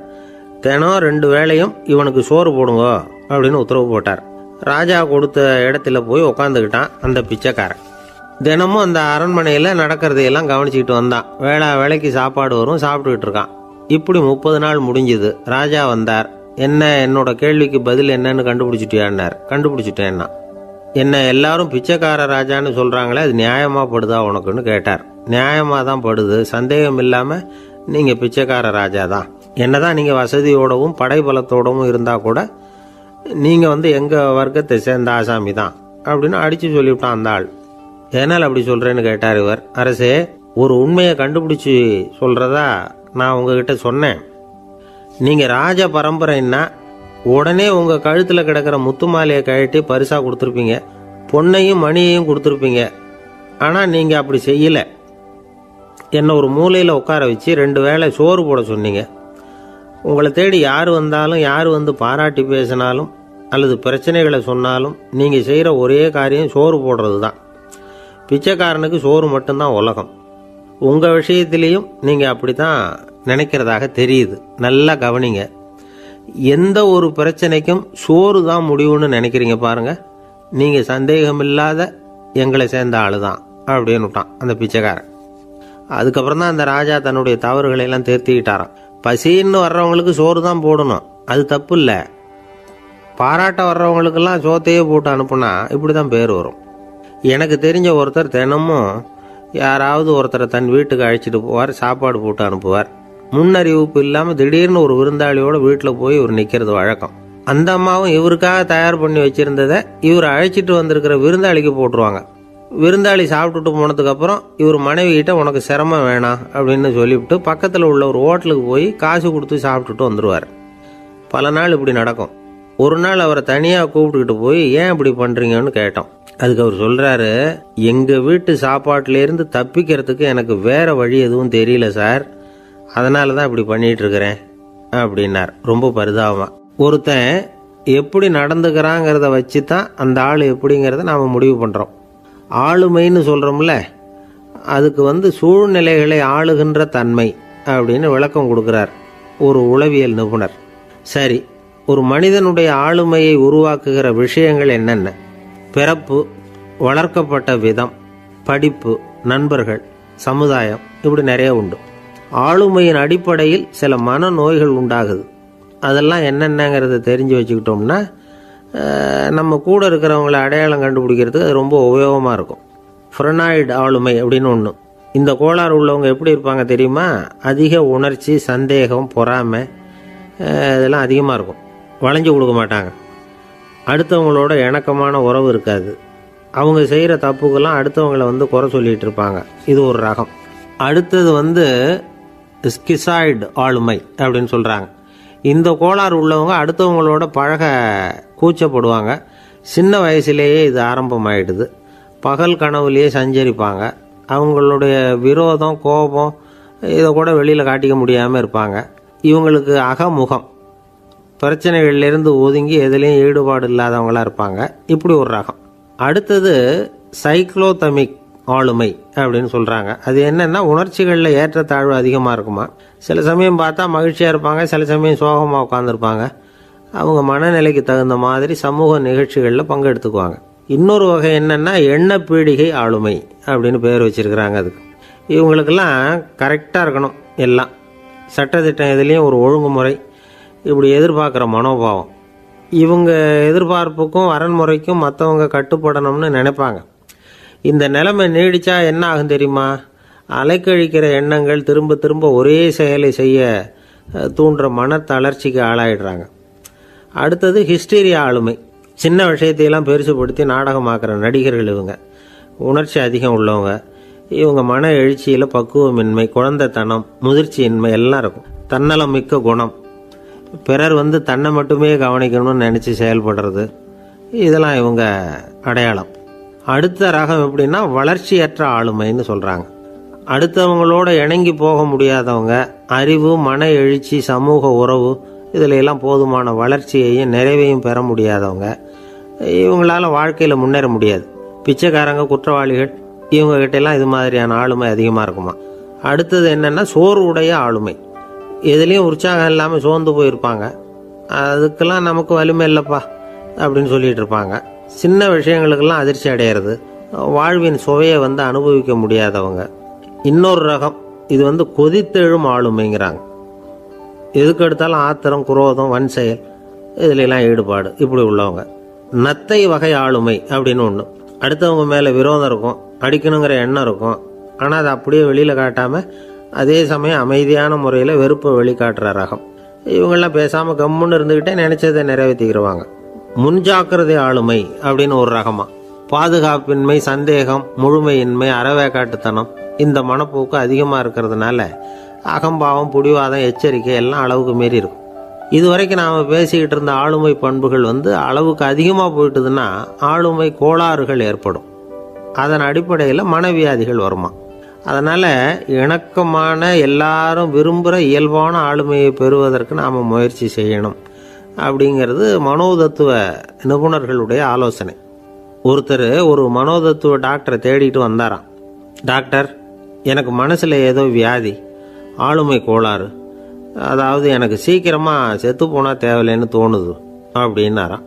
உடனே அந்த டாக்டர், சரி அப்படின்னா இங்கே இருங்க, நான் வைத்தியம் பார்க்குறேன் அப்படின்னாராம். ஆஃபீஸை முடிஞ்சு வீட்டுக்கு போகிற சமயத்தில் ஒருத்தர் கடைக்கு போய் ஸ்வீட் வாங்கினார். சரி, வீட்டுக்கு பிள்ளைங்களுக்கு தான் வாங்கிட்டு போகிறார் அப்படின்னு மற்றவங்க நினச்சாங்க. அவர் அப்படி செய்யல. அந்த இடத்துலையே பொட்டலத்தை பிரித்தார். திருட மாதிரி அப்படியே சுற்றி ஒரு தரம் பார்த்துக்கிட்டார். யாரும் தெரிஞ்சவங்க இல்லைங்கிறத முடிவு பண்ணிவிட்டு அவசரமாக அதை அப்படியே போட்டு முழுகிவிட்டு கையை தொடச்சிக்கிட்டு நல்ல பிள்ளை மாதிரி நடந்து போக ஆரம்பிச்சிட்டார். அவர் யாருன்னா, அவரோட பிரச்சனை எல்லாருக்கும் தெரியாது, சில பேருக்கு தான் தெரியும். அதாவது அவர் உடம்பில் சர்க்கரை இருக்குன்னு டாக்டர் சொல்லிவிட்டாராம். அதனால் வீட்டில் சர்க்கரையே இவர் கண்ணில் காட்டுறதில்ல. அதனால் இவர் யார் கண்ணிலையும் படாமல் இப்படிப்பட்ட வேலைகள்லாம் செய்கிறது வழக்கம். யாருக்கும் தெரியாமல் இப்படி ஸ்வீட்டை வாங்கி சாப்பிட்டுட்டு அவர் பாட்டுக்கு போயிடுறது. இப்படிப்பட்டவங்களுக்கெல்லாம் கொஞ்சம் ஆறுதலான தகவல் இன்றைக்கி. அது என்னென்னா, நாம் சாப்பிட்ற சர்க்கரைக்கும் நம்ம உடம்பில் உள்ள சில கோளாறுகளுக்கும் அப்படி என்ன தான் சம்மந்தம் இருக்குது. இதை பற்றி சமீபத்தில் சில ஆராய்ச்சிகள்லாம் நடந்திருக்குது. ஏன்னா சர்க்கரைன்னாவே விஷம் மாதிரி அதை பார்க்குறவங்களும் சில பேர் உண்டு.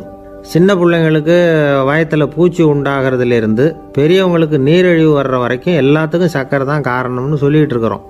ஆனால் அந்த அளவுக்கு பயப்பட வேண்டிய அவசியம் இல்லை அப்படின்னு சொல்கிறாங்க. சர்க்கரை வியாதி, இருதய நோய், பித்த நீர்ப்பை நோய் இதெல்லாம் சில நோய்கள்லாம் நாம் சாப்பிட்ற சர்க்கரைக்கும் தொடர்பு இருக்குன்னு நினைக்கிறோம். ஆனால் அப்படி சம்பந்தம் உண்டுங்கிறதுக்கு போதுமான அளவுக்கு ஆதாரம் இல்லை அப்படிங்கிறாங்க ஆராய்ச்சியாளர்கள். ஒரே ஒரு சம்பந்தம் தான் உறுதியாக இருக்குதான். அதுவும் இந்த பல் சிதைவு அப்படின்னு இருக்கு இல்லையா, அந்த சர்க்கரை சாப்பிட்றதுக்கும் இந்த பல் சிதைவுக்கும் சம்பந்தம் இருக்குது அப்படிங்கிறத மட்டும் உறுதியாக சொல்கிறாங்க. சர்க்கரைன்னா நாம் சாப்பிட்ற ஜீனி மட்டும் இல்லை, பழம், காய்கறி, பால், தேன் இப்படி எல்லாத்துலேயும் அது இருக்குது. கேரட்டு கொடுக்குற சத்தில் 88% சர்க்கரை, ஆப்பிள் கொடுக்குற சக்தியில் 95% சர்க்கரை. இது ஜீனி சர்க்கரை, இது ஆப்பிள் சர்க்கரை அப்படிங்கிற வித்தியாசம்லாம் உடம்புக்கு கிடையாது. ரெண்டுமே உடனடியாக சக்தி கொடுக்குது. ஒரு ஸ்பூன் சர்க்கரையில் 16 கலோரி தான் சத்து இருக்குது. அதிகமாக சர்க்கரை சாப்பிட்டா நீரிழிவு வந்துருங்கிறது தப்பான ஒரு அபிப்பிராயம். டயபெட்டிஸுங்கிறது ஒரு மெட்டபாலிக் டிசார்டர், அவ்வளவுதான். அதாவது நாம் சாப்பிட்ற சர்க்கரையை நம்ம உடம்பு திறமையாக உபயோகப்படுத்திக்க முடியல அப்படின்னு அர்த்தம். அதனால தான் அதிகமாக இனிப்பு வேணாம்னு சொல்கிறோம். ஏற்கனவே உடம்பால் முடியாத ஒன்றை மறுபடியும் அது தலையில் சுமத்தி அதிகமாக வேலை வாங்க வேணாமே அப்படிங்கிறதுக்காக தான். ஆகாரத்தில் அதிகமாக சர்க்கரை இருந்தால் அதனால் உடனே சர்க்கரை வியாதி வந்துடும்ங்கிறதுக்கு விஞ்ஞான ரீதியாக போதுமான ஆதாரம் இல்லை. அதனால் எப்போவாவது அதிகமாக ஸ்வீட்டு சாப்பிட்டுட்டா ஐயோ அதிகமாக சாப்பிட்டோமோ என்ன பண்ண போகுது தெரியலையே அப்படின்னு நினச்சி மனசை போட்டு குழப்பிக்க வேண்டியதில்லை. பொதுவாக எதுவுமே அதிகமாக வேண்டாம், எல்லாம் சீராக இருந்தால் போதும். நீரிழிவுங்கிறது புதுசாக வந்துட்ட ஒரு நோய் இல்லை, ரொம்ப காலமாகவே இருக்கிற ஒன்று தான். நம்ம முன்னோர்கள் இதை மதுமேகம் அப்படின்னு சொல்லுவாங்க. அதை கட்டுப்படுத்துறதுக்கு அவங்களே சில வழிமுறையை சொல்லி வச்சுருக்கிறாங்க. அது என்னென்னா வேறு ஒன்றும் இல்லை, இந்த பாவக்காய், முள்ளங்கி, அருகம்புல் அவ்வளவுதான். வெள்ளை முள்ளங்கி இருக்குல்ல, அதை வாரத்துக்கு 3 நாள் சாப்பிட்டுக்கிட்டு வாங்க. நூலுக்கோல் ரொம்ப நல்லது. இல்லைன்னா முள்ளங்கி சாறு 1 ounce சாப்பிட்டுட்டு வரலாம். ரத்தத்தில் சேர்கிற சர்க்கரை அளவை இதெல்லாம் கட்டுப்படுத்துது. சிறுநீரில் காணப்படுகிற சர்க்கரை அளவையும் சமநிலைப்படுத்துது. தினமும் ஆகாரத்தில் கோதுமை, கேழ்வரகு, வெந்தயம், கருவேப்பிலை, சோயாபீன்ஸ் எது கிடைக்குதோ சேர்த்துக்கலாம். இப்படிலாம் செஞ்சுக்கிட்டு வந்தால் அப்புறம் வீட்டுக்கு தெரியாமல் கடையில் போய் நின்றுக்கிட்டு ஸ்வீட் வாங்கி திருட்டுத்தனமாக சாப்பிட வேண்டிய அவசியமே உங்களுக்கு வராது. 2 ஆசாமிகள் கடற்கரையில் உட்காந்து சாவகாசமாக பேசிக்கிட்டு இருந்தாங்களாம். ஒருத்தர் சொன்னார், இன்னொருத்தருக்கு தெரியாமல் ஸ்வீட்டு சாப்பிட்றதே எப்பவும் இடைஞ்சல் தான் சார். நேற்றுக்கு பாருங்கள் அப்படி தான் சாப்பிட்டுக்கிட்டு இருந்தேன், வீட்டுக்காரி கண்ணில் போட்டுவிட்டுது, அதுக்கப்புறம் ஒரே ரகலையாக போச்சு அப்படின்னாராம். எனக்கு கூட அப்படி தான் சார் ஆகிட்டுது, ஒரே ரகலை அப்படின்னாராம் இன்னொருத்தர். நீங்கள் சாப்பிட்டதும் உங்கள் வீட்டுக்காரங்க கண்ணில் போட்டுவிட்டுதா சார் அப்படின்னு கேட்டிருக்காரு இவர். அதுக்கு அவர் சொன்னாராம், அப்படி இல்லை சார், கடைக்காரர் கண்ணில் போட்டுவிட்டுதோ, நான் அவருக்கு தெரியாமல் அந்த ஸ்வீட்டை அவர் கடையிலேருந்து எடுத்திருந்தேன் அப்படின்னு விளக்கம் கொடுத்தாராம் இந்த ஆள். ஒருத்தர் முகத்தை தொங்க போட்டுக்கிட்டு ஒரு மாதிரியாக வந்தார். என்ன விஷயம்னு விசாரித்தேன். என்னுடைய நண்பன் ஒருத்தங்கிட்ட கருத்து வேறுபாடு, இனிமேல் நமக்குள்ளே எந்த சம்மந்தமும் வேணாம்னு நட்பை முறிச்சிட்டு வந்துட்டேன்னா. நண்பர்கள்னு இருந்தால் கருத்து வேறுபாடு வரத்தான் செய்யும்னு. கருத்து வேறுபாடு வராமல் இருக்கிறதுக்கு ஏதாவது வழி உண்டா அப்படின்னு கேட்டாங்க. அதை பற்றி நிபுணர்கள் சில யோசனைகளை சொல்லியிருக்கிறாங்கன்னு. முதல் விஷயம் என்னென்னா, உங்கள் நண்பனுக்கு ஒரு செய்தி சொல்லணும்னா அதை நீங்களே நேரடியாக சொல்லுங்கள், அல்லது உங்கள் கைப்பட கடிதம் எழுதுங்க. அதாவது நேரடி தொடர்பு முக்கியம். அதை விட்டுட்டு இன்னொருத்தர் மூலமாக நண்பர்களுக்கு செய்தி அனுப்புனா நீங்கள் சொல்கிற செய்தி அப்படியே போய் சேராது, அது சேதமாயிடும். கூட்டி குறைச்சி சொல்லிவிடுவாங்க, அது குழப்பத்தில் கொண்டாந்து விட்டுரும். இது ஒரு யோசனை. 2வது யோசனை என்னென்னா, நீங்கள் ஒரு நல்ல காரியத்தை செய்யும் பொழுது உங்கள் நண்பரையும் சேர்த்துக்குங்க, அவருக்கும் அதில் ஒரு ஈடுபாட்டை உருவாக்குங்க. 3வது யோசனை, நம்ம பக்கத்தில் இருக்கிற நண்பர் மகிழ்ச்சி அடைகிற மாதிரி ஏதாவது செய்யணும். சின்ன சின்ன செயல்களாக இருந்தாலும் பரவாயில்ல, அவர் நமக்கு எதுவும் செய்யலையே, நாம் எதுக்கு செய்யணும் அப்படின்னு நினச்சிக்கிட்டு இருக்கக்கூடாது. 4வது யோசனை என்னென்னா, உங்களுக்கு ஒரு பிரச்சனையா அல்லது உங்கள் நண்பருக்கு ஒரு பிரச்சனையா எதுவாக இருந்தாலும் 2 பேரும் சேர்ந்து உட்காந்து ஆலோசனை பண்ணுங்கள். நம்ம யோசனையும் கேட்கப்படுதே அப்படிங்கிற நினைப்பே அவருக்கு ஒரு மன நிறைவை உண்டாக்குமா. 5வது யோசனை, உங்கள் நண்பர் ஏதோ ஒரு காரியத்தை செய்கிறார், நீங்கள் உடனே அவசரப்பட்டு நீ செய்கிறது தப்புன்னு தீர்ப்பு சொல்லக்கூடாது. அவர் அதை செய்யறதுக்கான நியாயங்கள் எவ்வளவோ இருக்கும், அதை புரிஞ்சுக்கிறதுக்கு முயற்சி பண்ணணும். 6வது யோசனை, உங்கள் நண்பர் என்ன சொன்னாலும் அதை பொறுமையாக கேளுங்க. அவர் சொல்கிறத புரிஞ்சுக்கணும், அவர் சொல்ல விரும்புகிறத புரிஞ்சுக்கணும், அவர் சொல்ல முடியாமல் தவிக்கிறதையும் புரிஞ்சுக்கணும். இப்படி 3 விதமாகவும் அவரை புரிஞ்சுக்கிட்டு அதுக்கு தகுந்த மாதிரி செயல்படணும். 7வது யோசனை என்னென்னா, உங்கள் நண்பர் உங்ககிட்ட ஏதோ ஒரு கருத்தை சொல்கிறார், அது உங்களுக்கு பிடிக்கல, அதுக்காக உடனே நீ சொல்கிறது சரியில்லை, நான் ஒத்துக்க மாட்டேன் அப்படின்லாம் மறுத்துக்கிட்டு இருக்கக்கூடாது. அவர் சொல்கிறத கேட்கணும், பொறுமையாக சிந்திக்கணும், அதுக்கப்புறம் பதில் சொல்லணும். இப்படிலாம் நடந்துக்கிட்டால் நண்பர்களுக்குள்ள கருத்து வேறுபாடு வர்றதுக்கு வாய்ப்பே இருக்காது அப்படின்னு வல்லுநர்கள் தொகுத்து சொல்லியிருக்கிறாங்க இந்த யோசனைகளை. எனக்கு தெரிஞ்ச சில நண்பர்கள் உண்டு, அவங்களுக்குள்ளேயும் கருத்து வேறுபாடுகள் வராமல் இருக்கிறதுக்கு சில நுட்பங்களை கையாளுறது உண்டு. ஒருத்தர் சொன்னார், அந்த டாக்டர் சின்ன வயசுலேருந்து என் கூட பழகினவர். நாங்கள் 2 பேரும் இணை பிரியாத நண்பர்கள். இருந்தாலும் எனக்கு உடம்பு சரியில்லைன்னா நான் அவர்கிட்ட வைத்தியம் பார்த்துக்க மாட்டேன் அப்படின்னார் ஒருத்தர். ஏன் அப்படின்னு கேட்டேன். எங்கள் நட்பு கெட்டுப்போடக்கூடாது இல்லையா, அதனால தான் அப்படின்னாரு இவர். ஒரு மனுஷனுக்கு 3 விதத்தில் கர்வம் உண்டாகிறதுக்கு வாய்ப்பு உண்டு. பணம், பதவி, புகழ். பணம் அதிகமாக வந்தால் கர்வம் வரலாம். பதவி பெருசாக வந்துட்டுதுன்னா கர்வம் வரலாம். புகழ் அதிகமாக போனாலும் கர்வம் வரலாம். இந்த 3 வகையான கர்வத்துக்கும் இடம் கொடுக்காமல் இருக்கிறாங்க பாருங்கள், அவங்க தான் சிறந்த மனிதர்கள். ஒரு பெரிய பொறுப்பில் இருக்கிறவங்களுக்கு கர்வம் வந்துடக்கூடாது. அப்படி வந்துட்டுதுன்னா அது எல்லாருக்கும் இடைஞ்சல். ஒரு ராஜா இருந்தார். அவர் ஒரு நாள் தன்னுடைய தலைநகரத்தை சுற்றி வந்துக்கிட்டு இருந்தார். ஒரு இடத்துல ஒரு அழகான நிலத்தை பார்த்தார். ஆஹா, இந்த இடத்துல நமக்குன்னு ஒரு மாளிகையை கட்டினா எவ்வளோ நல்லா இருக்கும் அப்படின்னு நினச்சார். ராஜா நினச்சா அது முடியாத காரியமா? சரி, இந்த நிலம் யாருக்கு சொந்தம்னு விசாரிங்க அப்படின்னார் பக்கத்தில் இருந்தவங்க கிட்ட. அவங்கெல்லாம் ஓடி போய் விசாரித்தாங்க. அந்த இடம் ஒரு வயசான கிழவிக்கு சொந்தம், வயசான அம்மாவுக்கு சொந்தமாக. அந்த அம்மா தான் அதில் ஒரு குடிசையை போட்டு குடியிருந்துகிட்டு இருக்கிறாங்க. சரி, அந்த நிலத்துக்கு ஒரு விலையை நிர்ணயம் பண்ணி அதை அந்த வயசான அம்மாக்கிட்ட கொடுத்துருங்கோ அப்படின்னு உத்தரவு போட்டார் ராஜா. ஆனால் அந்த அம்மா, இது எங்கள் பூர்வீக இடம், இதை விற்க மாட்டேன் அப்படின்னு சொல்லிவிட்டுது. சரி, 2 பங்கு விலை கொடுக்குறோம்னு சொல்லி பாருங்க அப்படின்னாங்க. அப்படியே சொன்னாங்க அரண்மனை ஆட்கள். அதுக்கும் சம்மதிக்கலை அந்த அம்மா. இதை கேள்விப்பட்டதும் ராஜாவுக்கு கோபம் வந்துட்டுது. தன்னுடைய ஆளுங்களை கூப்பிட்டார்.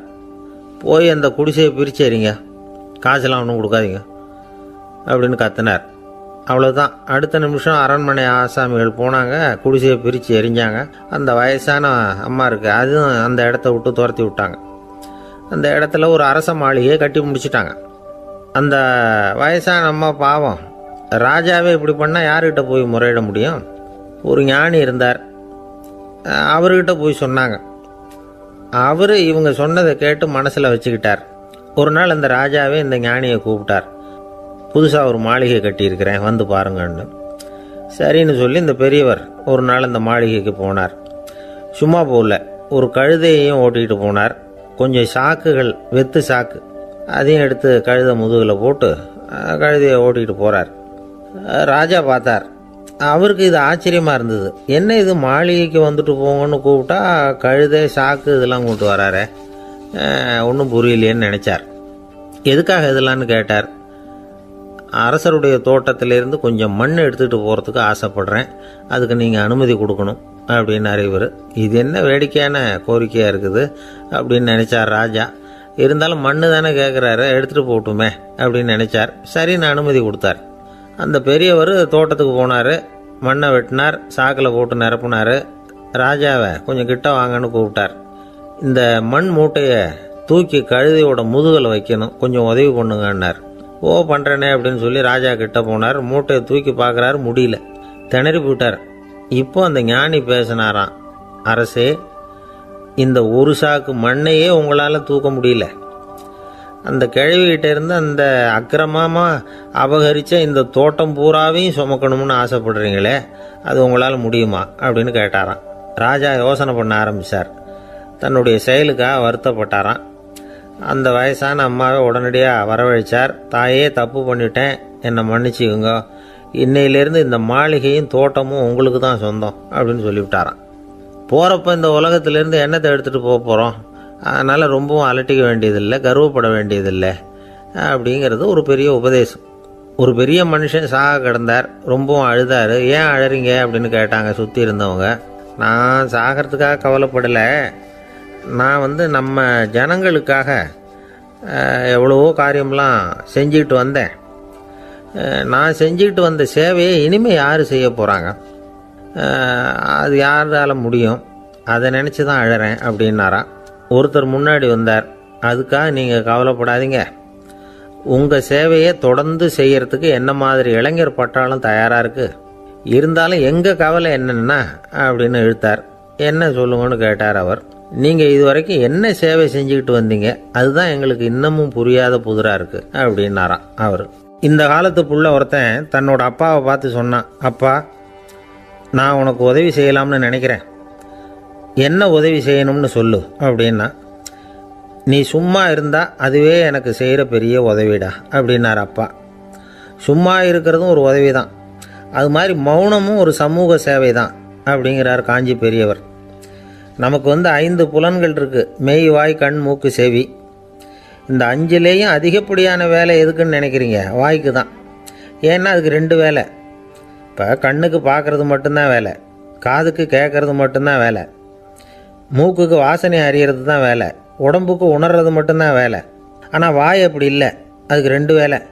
சாப்பிட்றதும் அதுதான், பேசுகிறதும் அதுதான். அதாவது வாய் ஒன்று தான் கர்மேந்திரியமாகவும் இருக்குது, ஞானேந்திரியமாகவும் இருக்குது அப்படின்னு சொல்லுவாங்க.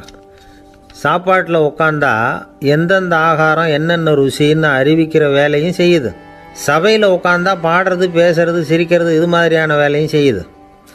இன்னொரு வித்தியாசம், கண்ணு, காது, மூக்கெல்லாம் ஸ்ட்ரெயின் பண்ணிக்கிட்டு வேலை செய்கிறதில்ல. ஒரு ரோஜா பூ பார்த்தா உடனே மூக்கு அப்படியும் இப்படியும் அசைய ஆரம்பிக்கிறதில்ல. ஒரு சங்கீதத்தை கேட்ட உடனே காது ஆட ஆரம்பிக்காது. ஆனால் வாய் அப்படி இல்லை, அது பேசினாலும் சரி சாப்பிட்டாலும் சரி அசைஞ்சு தான் ஆகணும். ஆக மற்றதை விட வாய்க்கு வேலை ஜாஸ்தின்னு தெரியுது. சாப்பிட்றது, பேசுறது அப்படின்னு 2 காரியம் அதுக்கு. இப்படி 2 காரியம் இருக்கிறதுனால அது 2ஐயும் பாதியாக குறைச்சிக்கணுங்கிறது கடவுள் அபிப்பிராயமாக இருக்கணும் அப்படிங்கிறார் காஞ்சி பெரியவர். ஆனால் இப்போ நாம் அப்படியே நடந்துக்கிறோம், அதுக்கு நேர்மாறாக நடந்துக்கிறோம். நாம் சாப்பிட்றதும் அதிகம், பேசுகிறதும் அதிகம், 2 வேலையையும் தேவைக்கு அதிகமாகவே செய்கிறோம். வாய் தான் ரொம்ப ஓவர் ஒர்க்குடு. அதுக்கு ஓய்வு கொடுத்தா உடம்பும் நல்லாயிருக்கும், உலகமும் நல்லாயிருக்கும். மௌன விரதம் இருக்கிறதெல்லாம் எதுக்காக நினைக்கிறீங்க? இதுக்காக தான். இந்த காலத்தில் மௌனமாக இருக்கிறவங்கெல்லாம் மகத்தான தொண்டு செய்கிறாங்க அப்படின்னு தான் சொல்லணும். சத்தம் அதிகமாக போய் தான் சவுண்டு பொல்யூஷன் வருது. அது மட்டும் இல்லை, மௌனமாக இருந்தால் சண்டை சச்சரவே வராது. மௌனம் கலக நாஸ்தி. ஆக இதுவும் ஒரு சமூக சேவை தான். நமக்கு தான் வாய் இருக்குதேங்கிறதுக்காக வசமாக சாப்பிட்றதும் தப்பு, வளவளன்னு பேசுகிறதும் தப்பு. ஒரு கருத்தை சொல்கிறதுக்கு ஒரே ஒரு சொல்லு போதும் அப்படின்னு இருக்கும்பொழுது 2 சொற்களை செலவு பண்ணாதே. எவ்வளவு சொன்னாலும் அதனால் ஒரு பயனும் விளையாது அப்படின்னு தெரிய வருமேயானால் அந்த ஒரு சொல்லையும் விரயம் பண்ணாதே அப்படிங்கிறார் ஒரு அறிஞர்.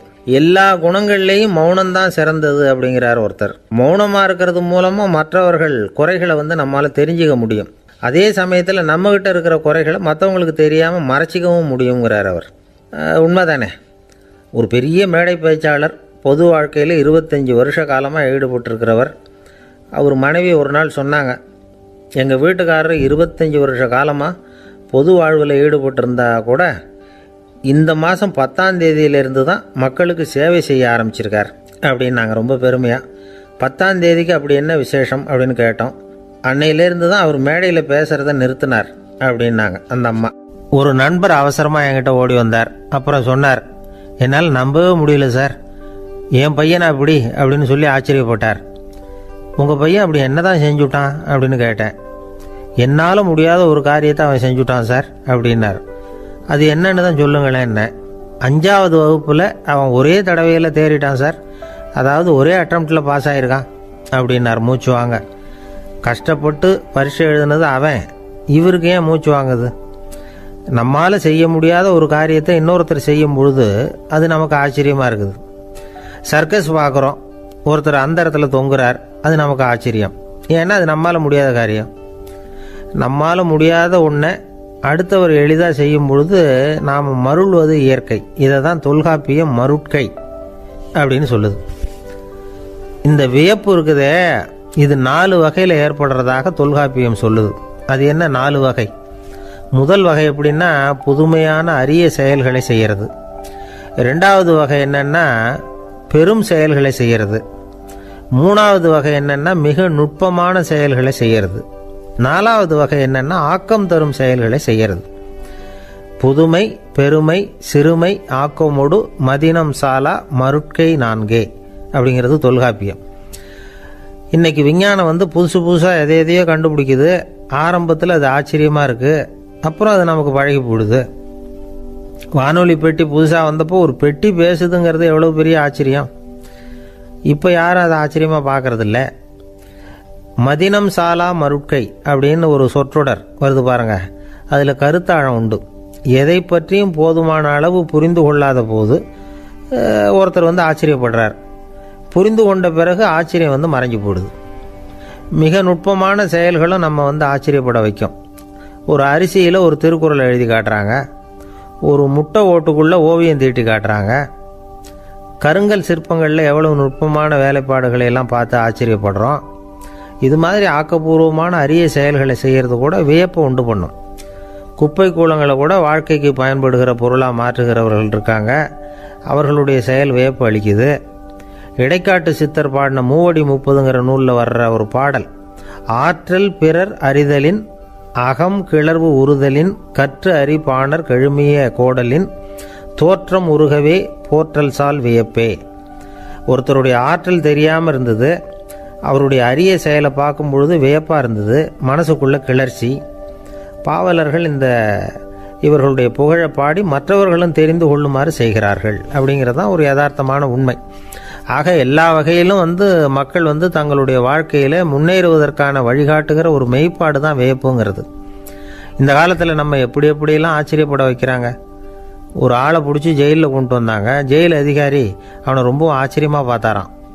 இவன் கேட்டான், ஏன் சார் அப்படி பார்க்குறீங்க, நான் இப்போ இங்கே வர்றது உங்களுக்கு ஆச்சரியமாக இருக்குதா அப்படின்னு கேட்டிருக்கான்.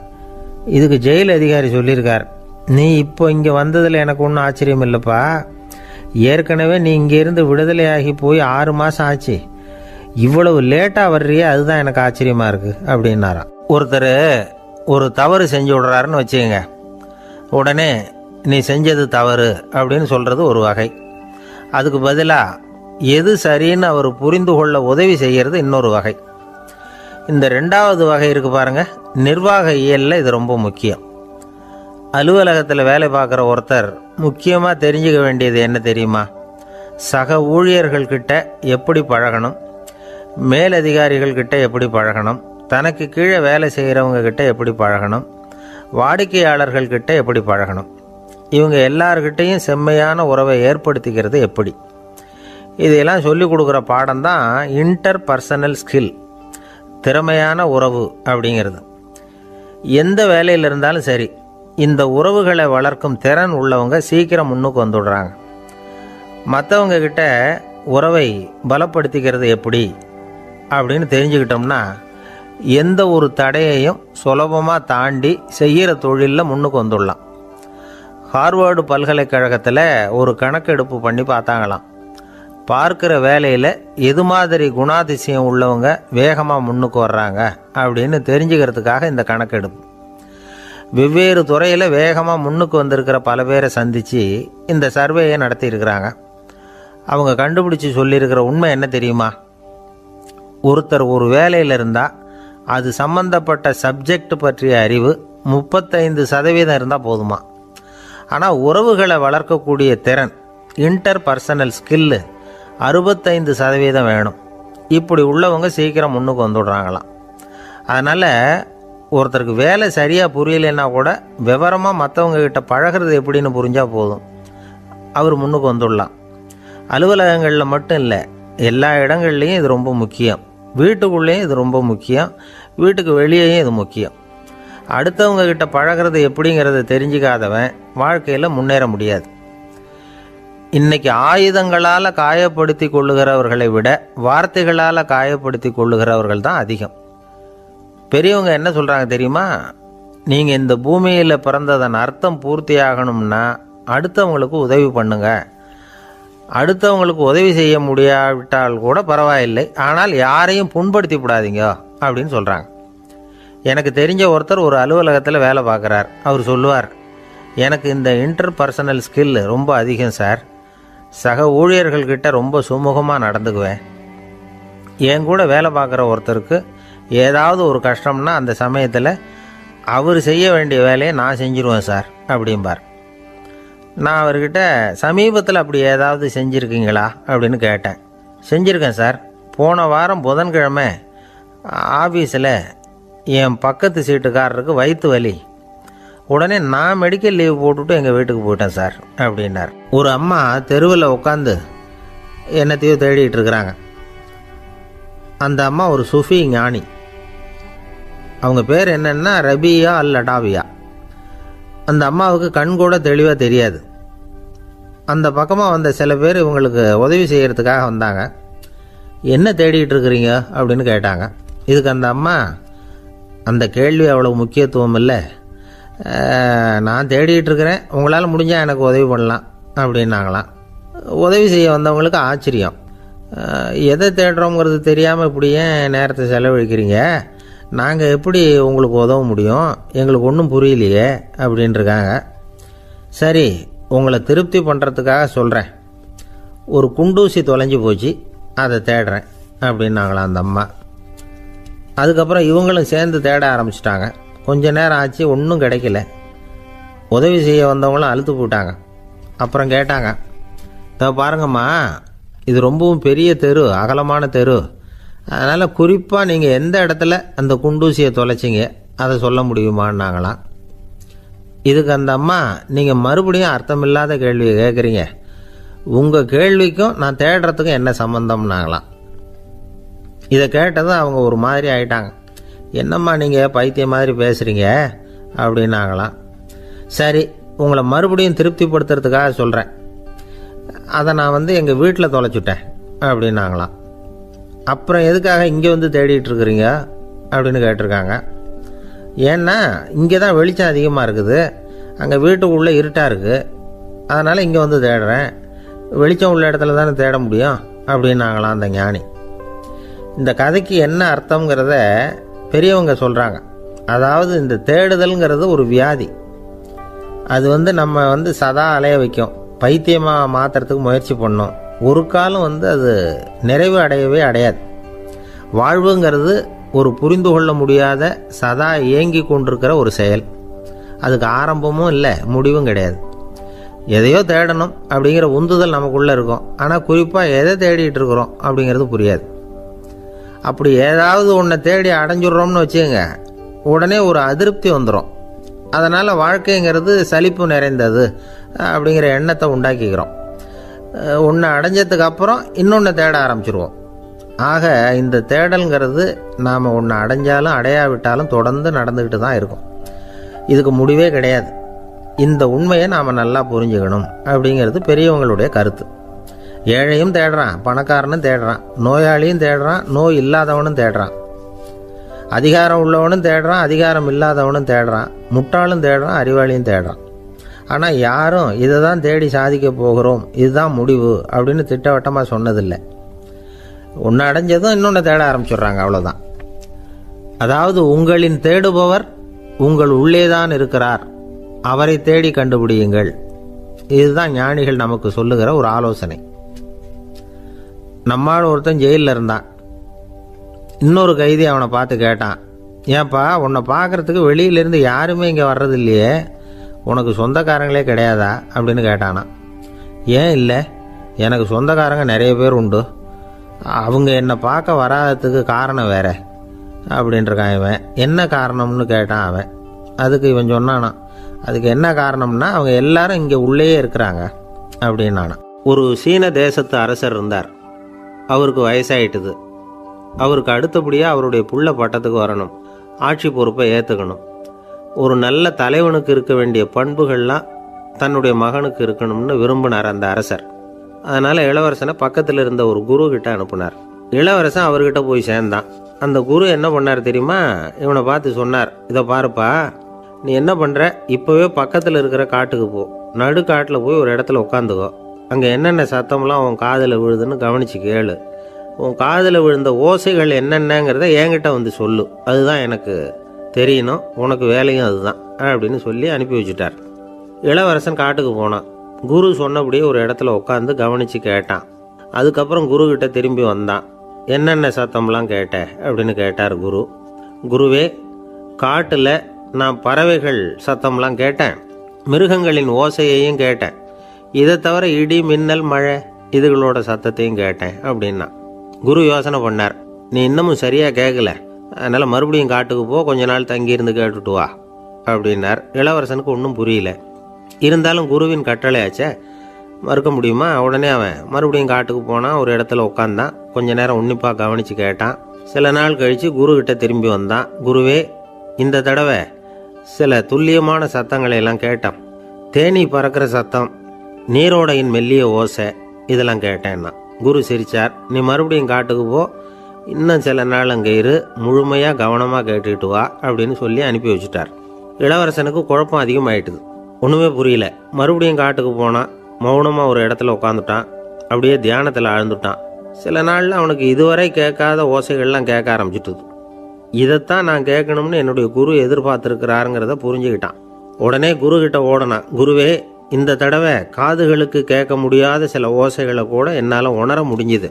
பூ மலருகிற ஓசை, சூரியனால் பூமி சூடாகிறப்போ எழுகிற ஓசை, காலை பனித்துளி இந்த புல்லுலாம் குடிக்கிற ஓசை, இது எல்லாம் என்னால் நல்லா கேட்க முடிஞ்சுது அப்படின்னா. குருவுக்கு இப்போதான் திருப்தி ஏற்பட்டுதான். இளவரசனை பார்த்து சொன்னார், இதை பாருப்பா, இப்போதான் நாட்டை ஆளுகிற தகுதி உனக்கு வந்திருக்குது அப்படின்னு சொல்லி அதுக்கு விளக்கமும் கொடுத்தாராம். எந்த அரசன் தன்னுடைய மக்களின் எதையும் பேசுகிற மௌன மொழியை, மௌன வார்த்தைகளை கேட்குறானோ அவன்தான் ஆள தகுதி உள்ளவன். எந்த அரசன் தன்னுடைய மக்களின் உணர்ச்சிகளை உண்மையாக உணர்றானோ அவன்தான் முதன்மையான அரசன். போலி வார்த்தைகளை மட்டும் கேட்டுட்டு பல மௌன ராகங்களை காதில் வாங்கிக்காதவன் அரசனே இல்லை. எந்த நாட்டில் எப்போ ஒரு அரசன் தன்னுடைய மக்களின் உணர்ச்சிகளை கேட்க மறுக்கிறானோ அன்னையிலேருந்தே அந்த நாடு அழிய தொடங்குது அப்படின்னு அர்த்தம். இதுதான் அந்த குரு இளவரசனுக்கு போதிச்சது. வாயால் பேசுகிறத மட்டும் கேட்டு ஏமாறக்கூடாது, உணர்ச்சிகளையும் கேட்கறதுல தான் மனப்பக்குவம் உண்டாகும். மக்கள் உணர்ச்சிகளை புரிந்து கொள்ளாத அரசர்கள் நீடிச்சிருக்க முடியாது. அது மாதிரி நாடுகளில் அடிக்கடி குழப்பம் தான் உண்டாகும். அப்படி இருந்தால் அடிக்கடி ஆட்சி மாறிக்கிட்டு இருக்கும். அப்படிப்பட்ட ஒரு தேசம், அங்கே ஒரு சிறைச்சாலையில் 3 கைதிகள் பேசிக்கிட்டு இருந்தாங்க. ஒருத்தன் சொன்னான், நான் இந்த நாட்டு ராஜாவை எதிர்த்து பேசிக்கிட்டு இருந்தேன், அதனால் என்னை பிடிச்சி கொண்டாந்து இங்கே போட்டுட்டாங்க அப்படின்னா ஒருத்தன். இன்னொருத்தன் சொன்னான், நான் இந்த நாட்டு ராஜாவை ஆதரித்து பேசிக்கிட்டு இருந்தேன், அதனால் என்னை பிடிச்சி கொண்டாந்து இங்கே தள்ளிவிட்டாங்க அப்படின்னா. அது சரி, நீ என்ன தப்பு பண்ண அப்படின்னு சொல்லி 3வது ஆளை பார்த்து இவங்க கேட்டாங்க. அதுக்கு அந்த ஆள் சொல்கிறான், நான் தான் இந்த நாட்டு ராஜா அப்படின்னானா. ஒரு ஆசாமி வேகமாக ஓடிக்கிட்டு இருந்தான். ஏன் இப்படி ஓடுறேன்னு கேட்டார் இன்னொருத்தர். அங்கே ஒரு ஆள் அடிபட்டு கிடக்கிறான், அதை பார்த்தேன், உடனே ஓடுறேன்னா. எங்கேன்னு கேட்டார். ஆஸ்பத்திரிக்குன்னா. ஒரு ஆள் அடிபட்டு கிடக்கிறத பார்த்தா உடனடியாக நாம் செய்ய வேண்டியது முதல் உதவி, அதுக்கப்புறம் தான் ஆஸ்பத்திரி. இன்றைக்கி விபத்துங்கிறது சர்வசாதாரணமாக நடந்துக்கிட்டு இருக்குது. வாகன விபத்து, வெடிகுண்டு விபத்து, தீ விபத்து, கட்டடம் சரியறது, பூகம்பம், இப்படி நிறைய நடக்குது. ஒரு விபத்தை பார்த்துட்டா நம்மளில் பல பேர் நமக்கு என்னத்துக்கு வம்புன்னு ஒதுங்கி போயிடுறதும் உண்டு. சில பேர் துணிஞ்சு கிட்ட போய் உதவி செய்கிறதும் உண்டு. அப்படி உதவி செய்ய நினைக்கிறவங்களுக்கு உபயோகப்படுற தகவல் இது. விபத்தில் காயமடைஞ்சவங்களை 3 பிரிவாக பிரிக்கலாமா. முதல் வகை கொஞ்சம் சீரியஸானது, உயிருக்கு உடனே ஆபத்து தரக்கூடியது. மூளை காயம், முகம், கழுத்து காயங்கள், இருதயம், நுரையீரல் காயங்கள், வயத்தில் உள்ளுறுப்பு காயங்கள், அதிகப்படியான இரத்தப்போக்கு, இதனால எல்லாம் பாதிக்கப்பட்டிருந்தால் அது முதல் வகை அப்படின்னு நாமளே மனசுக்குள்ளே முடிவு பண்ணிக்கணும். இவங்களுக்கெல்லாம் உடனடியாக முதல் உதவி கொடுக்கணும். தாமதப்படுத்தாமல் ஆஸ்பத்திரிக்கு கொண்டுகிட்டு போயிடணும். இப்படி கொஞ்சம் எச்சரிக்கையாக நடந்துக்கிட்டால் அவங்களில் பல பேரை காப்பாற்றி போடலாம்.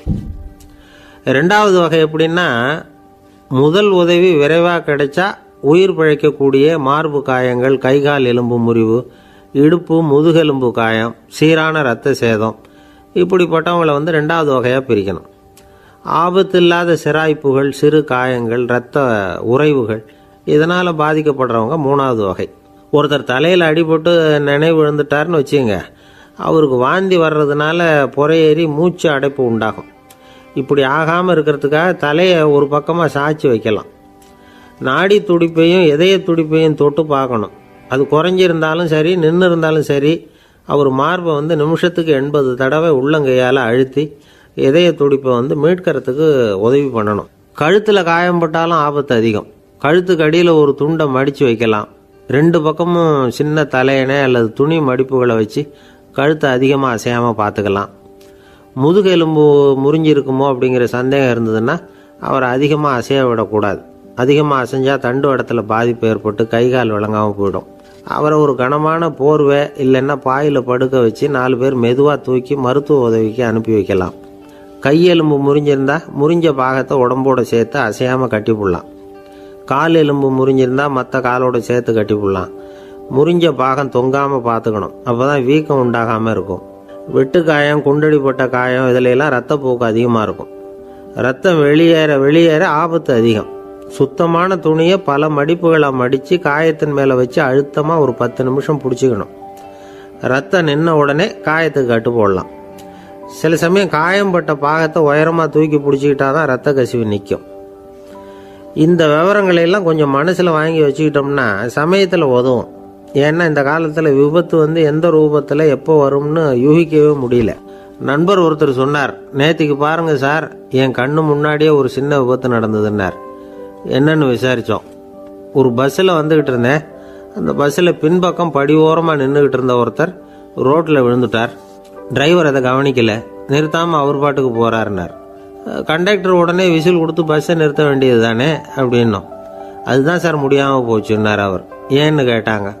தவறி கீழே விழுந்ததே அந்த கண்டக்டர் தான் சார் அப்படிங்கிறார். ஒரு நண்பர், அவர்கிட்ட பேசிக்கிட்டு இருந்தேன். மனித உறவுகள் பற்றி அவர் சொல்லிகிட்டு இருந்தார். அமெரிக்காவில் தந்தை மகன் உறவு எப்படி இருக்குது அப்படிங்கிறத விளக்கிறதுக்கு அவர் ஒரு கதையை சொன்னார். ஒரு அப்பா பகல் பூராவும் அலுவலகத்தில் வேலை, ஓடி ஆடி உழைச்சிக்கிட்டு களைச்சி போய் ராத்திரி 10 மணிக்கு மேலே வீடு திரும்பினான். வீட்டு வாசலில் அவரோட மகன் காத்துக்கிட்டு இருக்கிறான். இன்னமும் தூங்கலை. அப்பா வாசல்லையே தடுத்து நிறுத்தி, அப்பா உனக்கு சம்பளம் எவ்வளவு அப்படின்னு கேட்குறான். ஏற்கனவே ஆஃபீஸ் பிரச்சனைகளால் அழுத்து போய் திரும்புகிற அப்பாவுக்கு கோவம் வந்துடுது. என்னடா இப்படிலாம் கேளுன்னு உங்கள் அம்மா உனக்கு சொல்லி கொடுத்தாளா அப்படின்னு சொல்லிவிட்டு உள்ளே போய் சட்டையை கட்டி மாட்டிவிட்டு குளிச்சுவிட்டு மறுபடியும் வெளியில் உடையை மாற்றுகிற சமயம் அப்போ மறுபடியும் மகன் உள்ளே நிற்கிறான் அவர் முன்னாடியே. அப்பா உனக்கு எவ்வளவு சம்பளங்கிறான் மறுபடியும். அப்பாவுக்கு எரிச்சல் அதிகமாகிட்டுது. மணிக்கு $20 போதுமா அப்படின்னார். அப்படின்னா எனக்கு ஒரு $10 தர முடியுமா நான் மகன். இதுக்கு தான் என் சம்பளம் எவ்வளவுன்னு கேட்டியா? 2ஆம் வகுப்பு படிக்கிற உனக்கு எதுக்குடா $10 அப்படின்னு கத்திவிட்டு தொலைக்காட்சி பெட்டியின் முன்னாடி போய் உட்காந்துக்கிட்டு ஏதோ நிகழ்ச்சியை பார்க்க ஆரம்பிச்சிட்டார். கொஞ்ச நேரம் கழித்து மறுபடியும் மகன் நிற்கிறான். அப்பா ப்ளீஸ் எனக்கு ஒரு $10 கொடுக்க முடியுமா? மகனுடைய கண்களில் கண்ணீர். என்னடா அவன் கண்ணீரை காட்டி காரியம் சாதிக்கலாம்னு பார்க்குறியா? ஒரு காசு கூட கொடுக்க மாட்டான் போ அப்படின்னு விரட்டி விட்டான். மகன் கண்ணீரை தொடச்சிக்கிட்டே கண்ணை தொடச்சிக்கிட்டு பேசாமல் போய் படுத்துக்கிட்டானா. கொஞ்ச நேரம் ஆச்சு. அப்பாவோட கோபம் கொஞ்சம் கொஞ்சமாக குறைஞ்சிது. பிள்ளைகிட்ட கோபமாக கத்துனது தப்பு தாங்கிறது புரிஞ்சுது அவனுக்கு. எழுந்திரிச்சு போனான், படுக்கை இறக்கி போனான். மகனை பார்த்தான். அவன் தலையணையை கட்டி பிடிச்சிக்கிட்டு அழுதுகிட்டு இருக்கிறான். அவனை மெல்ல நெருங்கி அவங்ககிட்ட எதமாக பேசுகிறதுக்கு ஆரம்பித்தானான். எதுக்குடா உனக்கு $10 பள்ளிக்கூடத்தில் கேட்டாங்களா அப்படின்னு கேட்டானான். மகன் சொல்லியிருக்கான், இல்லை டாடி, உனக்கு 1 மணி நேரம் சம்பளம் $20ன்னு சொன்னேன். நீ ஏற்கனவே எனக்கு கொடுத்த பாக்கெட் மணி $10 என்கிட்ட இருக்குது. இப்போ நீ இன்னொரு $10 கொடுத்தீங்கன்னா அதையும் சேர்த்து $20 ஆகிடும். அந்த $20 நான் உனக்கு கொடுத்துருவேன். அப்படி கொடுத்தா நீ என் கூட 1 மணி நேரம் செலவழிப்ப இல்லையா? அதுக்காக தான் $10 கேட்டேன் அப்படின்னு சொன்னானான். அந்த அப்பா கண்ணு கலங்கி போச்சான். ஆதரவோடு தன்னுடைய மகனை கட்டி பிடிச்சி அழ ஆரம்பிச்சிட்டாராம். இதுதான் நண்பர் சொன்ன கதை. அமெரிக்கா மட்டும் இல்லை, உலகம் பூராவும் இன்றைக்கி மனித உறவுகள் இப்படி தான் மாறிட்டு இருக்கு. பெரியவர்கள் அறிவுரை என்ன தெரியுமா? உங்கள் குழந்தைகளிடமிருந்து குழந்தை பருவத்தை பிரித்து விடாதீர்கள் அப்படிங்கிறது தான். அதாவது இன்றைய குழந்தைகள் தங்கள் பிருந்தாவனத்தை இழந்து விடுகிறார்கள் அப்படிங்கிறது அவங்களுடைய கருத்து. இந்த நிலைக்கு நாம் காரணமாக இருந்துடக்கூடாது. குழந்தைகளோட விளையாடுவோம், குடும்பத்தோடு உறவாடுவோம் அப்படிங்கிறது தான் நம்முடைய நோக்கமாக இருக்கணும். இன்றைய உறவு முறைக்கு இன்னொரு உதாரணம் சொல்லுவாங்க. ஒருத்தர் வந்தாராம். அவர் பக்கத்தில் ஒரு சின்ன பையன். நாம் அவரை விசாரிக்கிறோம், யார் இந்த பையன் அப்படின்னா அவர் சொல்கிறார், இவன் எனக்கு தூரத்து உறவு அப்படின்னாராம். இந்த தூரத்து உறவுன்னா எப்படின்னு இருக்கான். இதுக்கு அவன் சொல்லியிருக்கிறான், இவன் எங்கள் அப்பாவுக்கு 8வது புள்ளை அப்படின்னானான். ஒரு ஊரில் ஒரு பெரிய ஞானி இருந்தார். அவர் படுக்கையில் இருந்தார். இன்னும் கொஞ்ச நேரம்தான் அவர் இந்த உலகத்தில் இருக்க போகிறார். அவரை சுற்றி ஏகப்பட்ட கூட்டம். ஏற்கனவே அவருடைய உபதேசங்களை கேட்டவங்க பல பேர் அவரை சுற்றி நிற்கிறாங்க. அந்த ஞானி மெதுவாக கண்ணை திறந்து பார்க்குறார். எல்லாரும் அவருடைய கடைசி வார்த்தையை கேட்கறதுக்காக அவளோட காத்துக்கிட்டு இருக்கிறாங்க. அந்த ஞானி மெதுவாக பேச ஆரம்பித்தார். நான் என்னுடைய வாழ்நாள் பூராவும் உங்களுக்கு நிறைய போதனைகள் சொல்லிக்கிட்டு இருக்கிறேன். பேரானந்தம், மகிழ்ச்சி, தியானத்தன்மை இதை பற்றியெல்லாம் சொல்லியிருக்கிறேன். இப்போ நான் வேற ஒரு கரைக்கு போய்கிட்டு இருக்கிறேன். நான் இனிமேல் இந்த கரையில் இருக்க மாட்டேன். நீங்கள் நான் சொன்னதையெல்லாம் கேட்டீங்க, ஆனால் எதையும் நீங்கள் நடைமுறைப்படுத்தி பார்க்கல. எல்லாம் கேட்டதோடு சரி, அதோடு விட்டுவிட்டீங்க. அப்புறம் அதை தள்ளி போட்டுக்கிட்டே வந்துட்டீங்க. மேலும் அதை தள்ளி போடுறதுல எந்த பிரயோஜனமும் கிடையாது. இப்போ நான் போய்கிட்டு இருக்கிறேன். உங்களில் யாராவது என்னோட வர்றதுக்கு தயாரா அப்படின்னு கேட்டார். அவ்வளவுதான், யாரும் வாயை திறக்கலை. ஒரே மௌனம், சத்தமே இல்லை. ஒருத்தர் பார்த்துக்கிட்டே நிற்கிறாங்க. அந்த கூட்டத்தில் ஒரு ஆள் அந்த ஞானி கூடவே 40 வருஷத்துக்கு மேலே இருந்திருக்கிறான். அவனும் வாயை திறக்காமல் இன்னொருத்தன் முகத்தை பார்த்துக்கிட்டே நிற்கிறான். இந்த சமயத்தில் பின்னாடி நின்றுக்கிட்டு இருந்த ஒருத்தன் கையை தூக்கினான். ஞானி அவனை பார்த்தார். சரி, ஒருத்தனுக்காவது நம்மோட வர்றதுக்கு தைரியம் இருக்குது அப்படின்னு நினச்சார். ஆனால் அந்த ஆள் என்ன சொன்னான் தெரியுமா? ஐயா, நீங்கள் கேட்குறப்போ நான் உடனே எழுந்திருக்கல, கையை மட்டும்தான் தூக்கினேன். என்ன காரணம்னா, நான் எப்படி அடுத்த கரைக்கு வந்து சேர்றதுங்கிறத தெரிஞ்சுக்கிறதுக்காக தான். அந்த விவரத்தை மட்டும் இப்போ உங்ககிட்ட இருந்து நான் தெரிஞ்சுக்க ஆசைப்பட்றேன். ஏன்னா இப்போ நான் உங்கள் கூட வர்றதுக்கு தயாராக இல்லை. எவ்வளவோ காரியங்களை நான் இன்னும் இங்கே முடிக்க வேண்டி இருக்குது. வீட்டுக்கு ஒரு விருந்தினர் வந்திருக்கிறார். என்னுடைய இளைய மகனுக்கு கல்யாணம் பண்ணி வைக்கணும். அதனால் இன்றைக்கி உங்கள் கூட வர முடியாது. அது மட்டும் இல்லை, இப்போ உங்கள் கூட அடுத்த கரைக்கு வந்தால் திரும்பி வர முடியாதுன்னு வேறு சொல்கிறீங்க. அதனால் இப்போ நான் வரல. இன்னொரு நாள் நிச்சயமாக நான் வர்றேங்க, வந்து உங்களை சந்திக்கிறேன். அதனால் இப்போ நீங்கள் இன்னொரு தடவை எங்களுக்கு விளக்கமாக சொல்லணும். ஏற்கனவே பல தடவை சொல்லியிருக்கிறீங்க. தயவு பண்ணி இப்போ ஒரு தடவை சொன்னீங்கன்னா சௌகரியமாக இருக்கும். அந்த அடுத்த கரையை அடையிறது எப்படி, இப்போ ஒரு தடவை அதை விளக்கமாக சொல்லிட்டிங்கன்னா நல்லா ஞாபகப்படுத்திக்குவேன். அது சரியான சமயம் வர்றப்போ இது எனக்கு உதவியாக இருக்கும் அப்படின்னு நானும். ஆனால் உண்மை என்ன தெரியுமா? அந்த சரியான சமயம் வரவே இல்லை அப்படிங்கிறது தான் உண்மை. இப்படி அந்த கதை முடியும். இந்த கதை அந்த ஒரு ஆளுக்கு மட்டும் இல்லை, கிட்டத்தட்ட எல்லாருக்குமே அது பொருந்தும் அப்படிங்கிறாங்க விவரம் தெரிஞ்சவங்க. எல்லாருமே அந்த சரியான தருணத்துக்காக தான் காத்துக்கிட்டு இருக்கிறாங்களாம். அதுக்காக ஜோசியம் பார்க்குறாங்க, கைரேகை பார்க்குறாங்க, நாளைக்கு என்ன நடக்குங்கிற ஆவலில் எல்லாரும் காத்துக்கிட்டு இருக்கிறாங்க. ஆனால் அந்த ஒரு நாள் ஒருபோதும் வரப்போகிறதில்ல. நீங்கள் தள்ளி போடுறதுக்காக பல அர்த்தமில்லாத காரணங்களை தேடுறீங்க அப்படிங்கிறார் ஒரு ஞானி. காத்திருக்கிறதுலேயே நம்ம காலம் ஓடி போயிடுது. ஏன்னா இன்றைக்கி நாம் சிந்திக்கிறது நாளைக்கு நாம் சிந்திக்கிறது இல்லை. ஒவ்வொரு நாளும் ஒவ்வொரு மாதிரி போயிடுது. நாளைக்கு மறுநாளை பற்றியே சிந்திக்கிறோம். இப்படியே அது பாட்டுக்கு போயிடும். கரையை தொட்டு பார்க்குறது எப்போ, இதுதான் கேள்வி. நமக்கு வேண்டியப்பட்ட ஒருத்தர் ஒரு ரயில்வே பிளாட்ஃபாரத்தில் நின்றுட்டு இருக்கிறார். அங்கே இருக்கிறவங்க கிட்ட கேட்குறாராம், விசாரிக்கிறார். ஏங்க கிழக்க போகிற ரயில் போயிட்டுதுங்களான்னாராம். போயிட்டுதுன்னு இருக்கிறாங்க. கொஞ்ச நேரம் கழித்து ஏங்க மேற்க போகிற ரயில் போயிட்டுதுங்களான்னு கேட்டிருக்காரு. போயிட்டுதுங்களான் இருக்காங்க. அப்புறம் கொஞ்சம் நேரம் கழித்து மறுபடியும் ஏங்க 10:30 மணி வண்டி போயிட்டுதான்னு கேட்டிருக்காரு. தொடர்ந்து காலையிலேருந்து சாயந்தரம் வரைக்கும் இப்படி ஒரே இடத்துல நின்றுட்டு கேட்டுக்கிட்டே இருக்கிறார். இதை பார்த்துக்கிட்டு இருந்த ஒருத்தர் அவர்கிட்ட ஏங்க நீங்கள் எங்கே போகணும் அப்படின்னு கேட்டாராம். இவர் மெதுவாக சொன்னாராம், இந்த ரயில்வே லைனை தாண்டி அந்த பக்கம் போகணும் அப்படின்னாராம். நம்பிக்கை இல்லைன்னா இந்த உலகத்தில் நாம் நடமாடவே முடியாது. அவநம்பிக்கையோடு இருந்துக்கிட்டு இருந்தால் என்றைக்கும் அவஸ்தை தான். நாம் நம்புறது நடக்குதோ இல்லையோ அது வேறு விஷயம். ஆனால் எதையும் நம்பி தான் நாம் அடி வைக்க வேண்டியிருக்கு. வேறு ஒன்றும் வேணாம், ஒரு லாட்ரி சீட்டு வாங்குகிறோம். அது எங்கே நமக்கு விழப்போகுது அப்படிங்கிற அவநம்பிக்கையோடவா வாங்குகிறோம்? பரிசு நமக்கு தான் அப்படிங்கிற நம்பிக்கை உள்ளூர இருக்கிறதுனால தான் அதை வாங்குகிறோம். இருந்தாலும் முடிவு வேறு மாதிரி ஆகிடுது. அதுக்காக மனசு சோர்ந்து போகிறதில்ல. அடுத்த மாதமும் சீட்டு வாங்குகிறோம். இந்த நம்பிக்கை தான் மனித வாழ்க்கைக்கு ஆதாரம். ஒரு கடையில் போய் டீ சாப்பிட்றீங்க. அந்த டீ நல்ல டீ தானா, அதில் விஷம் கலந்துருக்குமா அப்படிங்கிற சந்தேகம் வந்துட்டுதுன்னு வச்சுங்க. அதுக்கப்புறம் அதை எப்படி நீங்கள் சாப்பிட முடியும்? நம்பி தான் சாப்பிட்ணும். ரயில் ஒழுங்காக போய் சேருங்கிற நம்பிக்கை இருக்கிறதுனால தான் அதில் ஏறி உட்காடுறோம். லெட்டர் ஒழுங்காக போய் சேருங்கிற நம்பிக்கை இருக்கிறதுனால தான் பெட்டியில் போடுறோம். சரி, நம்ம கதையெல்லாம் நம்மளோட இருக்கட்டும். மனித நம்பிக்கை எந்த அளவுக்கு உறுதியாகவும் அறிவுபூர்வமாகவும் இருக்கணுங்கிறதுக்கு அலெக்சாண்டர் வாழ்க்கையில் நடந்த ஒரு சம்பவத்தை உதாரணமாக சொல்லலாம். இந்த உலகத்தையே ஜெயிக்கணும்னு புறப்பட்டார் அலெக்சாண்டர். ஒரு கட்டத்தில் அவர் சிட்னஸ் நதி கரைக்கு சேர்ந்தார். அந்த சமயத்தில் அவருக்கு கடுமையான நோய் வந்துட்டுது. அவர் கூடவே வந்திருந்த கிரேக்க வைத்தியர்கள் என்னென்னமோ முயற்சியெல்லாம் பண்ணி பார்த்தாங்க. இருந்தாலும் அலெக்சாண்டருக்கு வந்திருக்கிறது என்ன நோய்ங்கிறத அவங்களால கண்டுபிடிக்க முடியல. ஏன்னா அந்த பகுதியில் உள்ளவங்களுக்கு மட்டுமே அதிகமாக வரக்கூடிய ஒரு வினோதமான நோயாக இருந்தது அது. ஆனால் அவர் இருக்கிற இடம் எதிரியோட இடம், பாரசீக மன்னனோட ஆளுகைக்கு உட்பட்ட இடம். என்ன பண்ணுறது அப்படின்னு எல்லாரும் யோசனை பண்ணாங்க. பாரசீக மன்னனோட அரண்மனையில் இருக்கிற வைத்தியர் வந்தால் இந்த நோயை குணப்படுத்தி விடுவார் அப்படின்னு சொன்னாங்க. இருந்தாலும் எதிரியோட நாட்டில் இருக்கிற வைத்தியரை கூப்பிட்டு எப்படி நம்பி வைத்தியம் பார்க்க சொல்கிறது அப்படின்னு சொல்லி எல்லோரும் தயங்கினாங்க. ஆனால் அலெக்சாண்டர் தயங்கலை. பரவாயில்ல, அழைச்சிட்டு வாங்கன்னு விட்டார். உடனே அவரை போய் அழைச்சிட்டு வந்துட்டாங்க. அவர் வந்தார். அலெக்சாண்டர் உடம்பை பரிசோதனை பண்ணி பார்த்தார். சரி, இதை குணப்படுத்தி விடலாம், பயப்பட வேண்டியதில்லை. ஆனால் இதுக்கு ஒரு மூலிகை ரசம் தயார் பண்ணி கொடுக்கணும். நான் போய் அதை தயார் பண்ணிவிட்டு 2 நாளில் திரும்பி வந்துடுறேன் அப்படின்னு சொல்லிவிட்டு போனார் அந்த வைத்தியர். அதே மாதிரி 2 நாளில் திரும்பி வந்தார் மூலிகை ரசத்தோட. இதுக்கு இடையில் அலெக்சாண்டரோட தளபதிகளில் ஒருத்தர் ரகசியமாக ஒரு எச்சரிக்கை கடிதம் கொடுத்து அனுப்பியிருக்கிறான். அதை வாங்கி என்ன விஷயம்னு பார்த்தார். இப்போ உங்ககிட்ட வந்திருக்கிற எதிரி நாட்டு வைத்தியரை நம்பாதீங்க, அவன் கொண்டுகிட்டு வந்திருக்கிற மூலிகை ரசத்தில் விஷம் கலந்துருக்குது அப்படின்னு அதில் எழுதியிருக்கு. அதை பார்த்தார் அலெக்சாண்டர். இருந்தாலும் கொஞ்சம் கூட அலட்டிக்கல. வைத்தியர் கொடுத்த மருந்தை வாங்கி கடகடன்னு குடிச்சுட்டு அதுக்கப்புறம் அந்த கடிதத்தில் இருந்த விஷயத்தை அந்த வைத்தியர்கிட்ட சொன்னார்.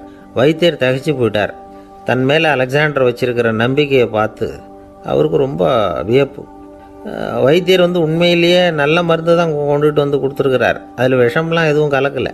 அதுக்கப்புறம் அலெக்சாண்டர் அந்த வைத்தியரை பார்த்து சொன்னாராம், நம்பிக்கைங்கிற அச்சாணியை ஆதாரமாக வச்சுக்கிட்டு தான் இந்த உலகம் சுற்றிக்கிட்டு இருக்குது. எனக்கு எதிரியாக இருந்தாலும் பாரசீக மன்னர் ரொம்ப பெரியவர். அப்பேற்பட்ட மன்னருடைய அரண்மனை வைத்தியர் தொழில் நேர்மை இல்லாதவராக இருக்க மாட்டார். அப்படி இருந்தால் அவரை அரண்மனை வைத்தியராக வச்சிருக்கவே மாட்டாங்க அப்படின்னு நம்பினேன். என்னுடைய நம்பிக்கை வீண் போகலை அப்படின்னாராம். இதுதான் மானுட நம்பிக்கைங்கிறது. இந்த காலத்துலேயும் இது மாதிரி இந்த மானுட நம்பிக்கையை ரொம்பவும் சாமர்த்தியமாக கையாளுகிற கெட்டிக்காரங்க சில பேர் இருக்கிறாங்க. இந்த காலத்து குரு, அவருக்கு ஒரு சிஷ்யன். குரு முன்னாடி அந்த சிஷ்யன் ரொம்ப பணிவாக நின்று, குருவே உங்கள் கையால் விஷத்தை கொடுத்தாலும் அதை வாங்கி மடமடன்னு குடிச்சிருவேன் அப்படின்னா. உன்னுடைய குரு பக்தியை மெச்சினேன் அப்படின்னார் குரு. அதுக்கு அந்த சிஷ்யன், அப்படி இல்லை குருவே, உங்ககிட்ட சிஷ்யனாக இருக்கிறத விட உங்கள் கையால் விஷத்தை வாங்கி குடிச்சு விடுறது ரொம்ப நல்லது, அதனால தான் அப்படி சொன்னேன் அப்படின்னா. ஒரு தீப்பெட்டியை பார்த்து கேட்டுதான், நாம் 2 பேரும் தானே உரசிக்கிறோம், ஆனால் நான் மட்டும் தீப்பிடிச்சி எரிஞ்சு போகிறேன், நீ அப்படியே இருக்கிறியே அப்படின்னு தான். அதுக்கு தீப்பெட்டி சொல்லியிருக்குது, உனக்கு தலையில் கணம் இருக்குது அதனால் அழிஞ்சு போகிற அப்படின்னு தான். எப்படி இருக்கு பாருங்கள் இந்த பதில். தலையில் கணம் உள்ளவங்க யாருமே சரியாக இருக்க முடியாது. எவ்வளவு பெரியவங்களாக இருந்தாலும் சரி, ரொம்ப கஷ்டம்தான் அது. கர்வம்ங்கிறது கூடவே கூடாது. அசோக மன்னர் வந்துக்கிட்டு இருக்கார். அவருடைய ஆலோசகர்கள் எல்லாம் பக்கத்தில் வந்துக்கிட்டு இருக்கிறாங்க. அந்த சமயத்தில் எதிரில் ஒரு புத்த பிக்ஷு வர்றார். அசோகர் பார்க்குறார். ஓடி போய் அவர் காலில் விழுந்து வணங்குறார். அசோக மன்னரின் தலை அந்த புத்த துறவியின் பாதத்தில் பட்டுக்கிட்டு இருக்கு. பக்கத்தில் நின்றுக்கிட்டு இருந்த அமைச்சருக்கு இது ரொம்ப சங்கடமாக போச்சு. ரொம்ப வருத்தப்பட்டார். நம்ம அசோக சக்கரவர்த்தி எப்பேற்பட்டவர், அவரோட தலை ஒரு சன்னியாசியின் பாதத்தில் படுறதா அப்படின்னு நினைச்சு ரொம்ப கவலைப்பட்டார். அரண்மனைக்கு திரும்பினதும் அமைச்சர் மெதுவாக ஆரம்பிச்சார். அரசே, எனக்கு ரொம்ப வருத்தமா இருக்குது அப்படின்னார். எதுக்குன்னார் மன்னர்.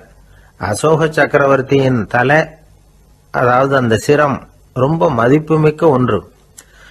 அது ஒரு சன்னியாசியின் காலில் படலாமா அப்படின்னார். அசோகர் பதில் சொல்லல, சிரிச்சார், போயிட்டார். அதுக்கப்புறம் ஒரு சரியான சந்தர்ப்பத்துக்காக காத்துக்கிட்டு இருந்தார். ஒரு நாள் அமைச்சரை கூப்பிட்டார்.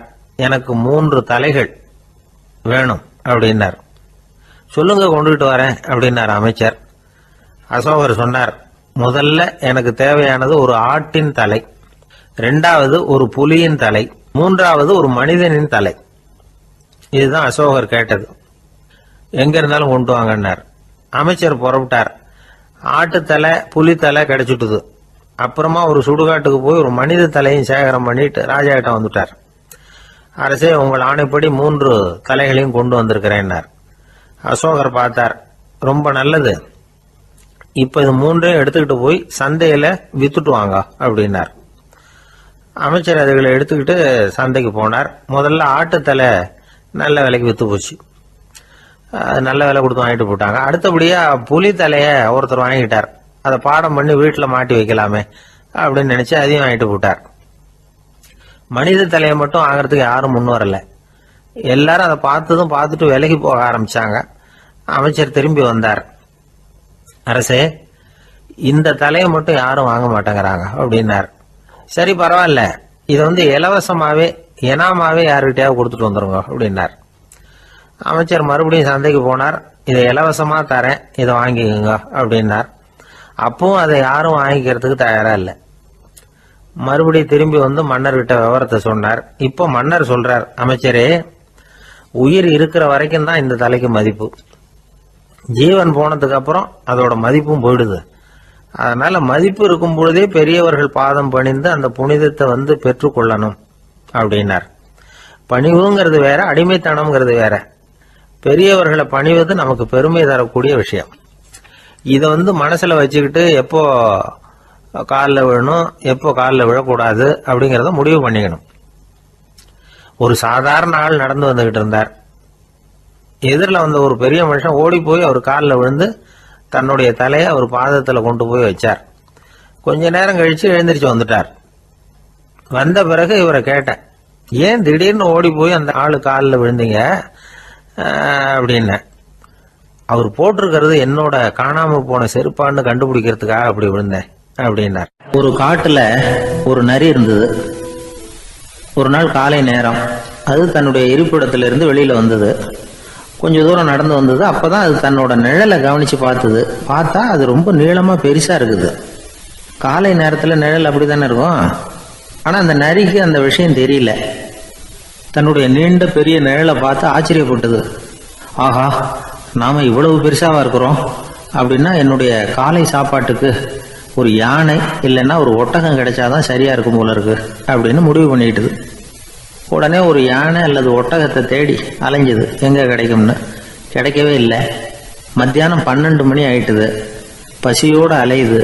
இப்ப தன்னோட நிழலை பார்த்தது. அது மத்தியான நிழல் எப்படி இருக்கும், அது ரொம்பவும் குறுகி போய் தெரிஞ்சுது. உடனே அந்த நரி என்ன நினைச்சுக்கிட்டு தான் தெரியுமா, காலை ஆகாரம் சாப்பிடாததுனால நம்ம உடம்பு இப்படி அழிச்சு போட்டுதே அப்படின்னு நினைச்சுக்கிட்டு தான். கொஞ்ச நேரம் கழிச்சு மறுபடியும் தன்னுடைய நிழலை பார்க்குது. அது இன்னமும் குறுகி போய் காலடியிலேயே வந்துட்டுது. அதுக்கு பயமா போயிடுது. ஐயையோ, இன்னும் கொஞ்ச நேரத்துல நாம இறந்துருவோம் போல இருக்க. இப்ப என்ன செய்யறது?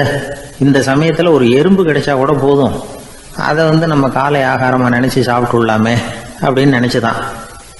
நம்முடைய நிழல் கூட நம்மள மாதிரியே தான் அடிக்கடி மாறிக்கிட்டே தான் இருக்குது. அது எப்பவும் ஒரே மாதிரி இருக்கிறது இல்ல.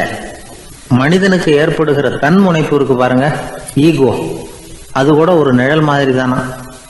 அப்படி நினைக்க ஆரம்பிச்சுட்டா அதனால ஏதும் பிரச்சனை வராதான். தன்முனைப்பை வந்து நிழல் போலவே ஏற்றுக்கொள்ளுங்கள் அப்படிங்கிறது பெரியவங்க கருத்து. ஒரு காரியத்தை வெற்றிகரமா நல்ல விதமா செஞ்சு முடிக்கிறோம்னு வச்சுக்கோங்க. அந்த சமயத்துல ஒரு வித நுட்பமான தற்பெருமை நமக்குள்ள உண்டாகுது. இது இயற்கையானது, அதனால இது மேல பற்று வைக்கக்கூடாது. அப்படி வைக்க ஆரம்பிச்சுட்டா அந்த தற்பெருமை ஒரு நிரந்தர விருந்தாளியா நம்ம கிட்ட தங்கிக்கும். நம்ம நிழல் எப்படின்னு பாருங்க, நாம நடக்கும் பொழுது நம்ம பின்னாடியே வரும். தன்முனைப்பையும் அப்படியே நினைச்சுக்குங்க. நிழல் வந்து யாருக்கும் எந்த பிரச்சனையையும் உண்டாக்குறது இல்லை. ஆனா அந்த நிழலை கண்டே நாம பயப்பட ஆரம்பிச்சுட்டா நாம எதுலையும் வெற்றி காண முடியாது. நிழலோட சண்டை போடக்கூடாது. அது மாதிரி தன்முனைப்போடவும் நாம வந்து சண்டை போட வேண்டியதில்லை. இல்லாத ஒன்றோடு சண்டை போடுறது எப்படின்னா, அது இருட்டோட சண்டை போடுறது மாதிரி. நாம வந்து நிழல் கிடையாது. நம்ம கிட்ட இருக்கிற தன்முனைப்பு ஒரு நிழல். நம்ம நிழலையும் நமக்கு சமமா பாக்குறோம் பாருங்க, அங்கதான் சிக்கலே ஆரம்பம். இப்போ நாம நடந்து போய்கிட்டு இருக்கிறோம். நம்ம நிழல் வந்து தரையில விழுது. யாரோ ஒருத்தர் நம்ம நிழல் மேல காலை வச்சு நடந்து போறார். உடனே அவர்கிட்ட சண்டைக்கா போறோம், ஏண்டா என் நிழலை மிதிச்ச அப்படின்னு. நமக்கு தெரியும் அது நிழல் தாங்கிறது. அவர் உங்க மேல நடக்கல, உங்களுடைய நிழல் மேலதான் நடக்கிறார். அது மாதிரி உங்க தன்முனைப்பின் மேல யாராவது நடந்தா உங்களை அவமானப்படுத்துறதா நினைக்கிறீங்க. காரணம், நாமளும் நம்ம தன்முனைப்பும் ஒண்ணுங்கிற நினைப்பு தான் காரணம். மற்றபடி வேற ஒண்ணும் கிடையாது. நம்ம நிழல் மேல நடக்கிறவர் நம்மளை காயப்படுத்துறது இல்லை. தன்முனைப்பை வேண்டாத ஒன்னாவும் பார்க்க வேண்டியதில்லை. அது வந்து இயற்கை. நிழலை வந்து உங்க முன்னாடி வைக்க வேணாம், அது உங்க பின்னாடியே இருக்கட்டும். நிழலின் நிழலாகி விடாதீர்கள், நீங்கள் நீங்களாகவே இருங்கள். இதுதான் சான்றோர் சிந்தனை. ஒரு பேருந்துல ஒரே நெரிசல். ஒருத்தர் பக்கத்துல நின்றுகிட்டு இருந்தவர்கிட்ட ரொம்ப பணிவா விசாரிச்சார், ஏன் சார் நீங்க ஏதாவது பெரிய உத்தியோகத்துல இருக்கிறீங்களா அப்படின்னார். அப்படிலாம் ஒண்ணும் இல்லைங்கன்னார் அவரு. அப்படின்னா வேற ஏதாவது அரசியல்ல பெரிய பதவியில் இருக்கிறீங்களா அப்படின்னு கேட்டார். அதுவும் இல்லைங்கன்னார். சரி, பணமாவது அதிகமா வச்சிருக்கீங்களா அப்படின்னு கேட்டார். அப்படிலாம் ஒன்றும் கிடையாது சார்னார் அவரு. அப்புறம் எதுக்குடா என் காலை மிதிச்சுக்கிட்டு இருக்கிற, எடுறா காலை அப்படின்னாராம் இவர். ஒரே ஒரு ஊர்ல ஒரு பாதிரியார் இருந்தார். ரொம்ப நாள் சந்தோஷமா வாழ்ந்தார். ஒரு நாள் அவர் மடத்து சமையல் அறையில் பாத்திரங்களை கழுவி துலக்கி சுத்தப்படுத்திக்கிட்டு இருந்தார். அந்த சமயத்தில் ஒரு தேவதூதன் அவர் முன்னாடி வந்து நின்னான். இவர் நிமிர்ந்து பார்த்தார். ஆண்டவர் என்னை உங்ககிட்ட அனுப்பியிருக்கிறார், பரலோகத்தில் வாசம் செய்யறதுக்கு உங்களுக்கு நேரம் வந்துட்டுது அப்படின்னு நான் அந்த ஆள். ஆண்டவருக்கு என்னோட ஞாபகம் வந்ததுக்கு நன்றி. ஆனாலும் இப்போ இங்கே நீயே பாரு, எவ்வளவு பாண்டங்கள் பாக்கி இருக்குது, இவ்வளவையும் நான் சுத்தப்படுத்த வேண்டியிருக்கு. நான் நன்றி கெட்டவனாக இருக்க விரும்பலை. இந்த பணியை முடிக்கிற வரைக்கும் என்னுடைய பரலோக வாழ்வை தள்ளி வைக்க முடியுமா? நீ என்ன நினைக்கிற அப்படின்னு கேட்டார். தேவதூதன் தனக்கே உரிய விவேகத்தோட அன்போட பாதிரியாரை பார்த்தான். சரி, என்ன செய்யலாம்ங்கிறத அப்புறம் சொல்கிறேன் அப்படின்னு சொல்லிவிட்டு புறப்பட்டு போயிட்டான். ஒரு நாள் அந்த பாதிரியார் தோட்டத்தில் உள்ள களைகளையெல்லாம் ஒரு களை கொத்தியால் கொத்தி களை எடுத்துக்கிட்டு இருக்கிறார். அந்த சமயத்தில் இந்த தேவதூதன் மறுபடியும் அவர் முன்னாடி வந்து நிற்கிறான். பாதிரியார் பார்த்தார். இதை பாரு, இந்த தோட்டம் பூராவும் எவ்வளவு களை மண்டி கிடக்கு, பரலோகம் கொஞ்ச காலம் எனக்காக பொறுத்திருக்கலாம்னு நீ நினைக்கிறியா அப்படின்னு கேட்டார். தேவதூதன் சிரிச்சுக்கிட்டே மறுபடியும் மறைஞ்சிட்டான். மறுபடியும் அவர் களை எடுக்கிறது, தானிய களஞ்சியத்துக்கு வர்ணம் பூசுறது, இப்படிப்பட்ட வேலைகளில் ஈடுபட்டிருக்கார். இன்னொரு நாள் ஒரு மருத்துவமனையில் நோயாளிகளை கவனிச்சிக்கிட்டு ரொம்ப தீவிரமாக இருக்கிறார் அந்த பாதிரியார். ஒரு நோயாளியோட தாகத்துக்கு தண்ணீர் கொடுத்துட்டு நிமிர்ந்து பார்க்குறப்போ தேவதூதன் மறுபடியும் அவர் முன்னாடி வந்து நிற்கிறான். இந்த தடவை பாதிரியார் தன்னலமற்றவராக பேரன்பை காட்டக்கூடிய வகையில் தன்னுடைய 2 கைகளையும் உயர்த்தியபடி தேவதூதனின் கவனத்தை பிணியால் வாடக்கூடிய நோயாளிகளின் பக்கம் திருப்பினாராம். தேவதூதன் ஒன்றும் சொல்லலை, மறைஞ்சிட்டான். அன்னைக்கு சாயந்தரம் பாதிரியார் மடத்தில் உள்ள தன்னுடைய அறைக்கு போய் இளைப்பாறினார். யோசித்து பார்த்தார். தேவதூதனையும் தேவதூதனின் விருப்பத்தையும் பல நாள் தள்ளி போட்டு வந்ததையும் அவர் ரொம்ப நினச்சி பார்த்தார். திடீர்னு தான் முதுமை அடைகிறதையும் சோர்வு அடைகிறதையும் உணர்ந்தார். ஆண்டவரை நினச்சார். ஆண்டவரே, உம்முடைய தூதனை மறுபடியும் என்கிட்ட அனுப்புனா நான் சந்திக்கிறதுக்கு ஆவலாக இருக்கேன் அப்படின்னு சொல்கிறப்பவே தேவதூதன் பக்கத்தில் வந்து நின்னான். பாதிரியார் நிமிர்ந்து பார்த்தார். நீ இப்போவே என்னை அழைச்சிக்கிட்டு போக விரும்பினா நான் பரலோகத்துக்கு வர்றதுக்கு தயாராக இருக்கேன்னார். தேவதூதன் அந்த பாதிரியாரை அன்போடவும் விவேகத்தோடவும் பார்த்து, நீங்கள் என் கூட பரலோகத்துக்கு வர்ற தயாராக இருக்கிறதா சொல்கிறீங்க, ஆனால் நீங்கள் இது வரைக்கும் வேறு எங்கே இருந்ததா நினைக்கிறீங்க அப்படின்னு நானும்.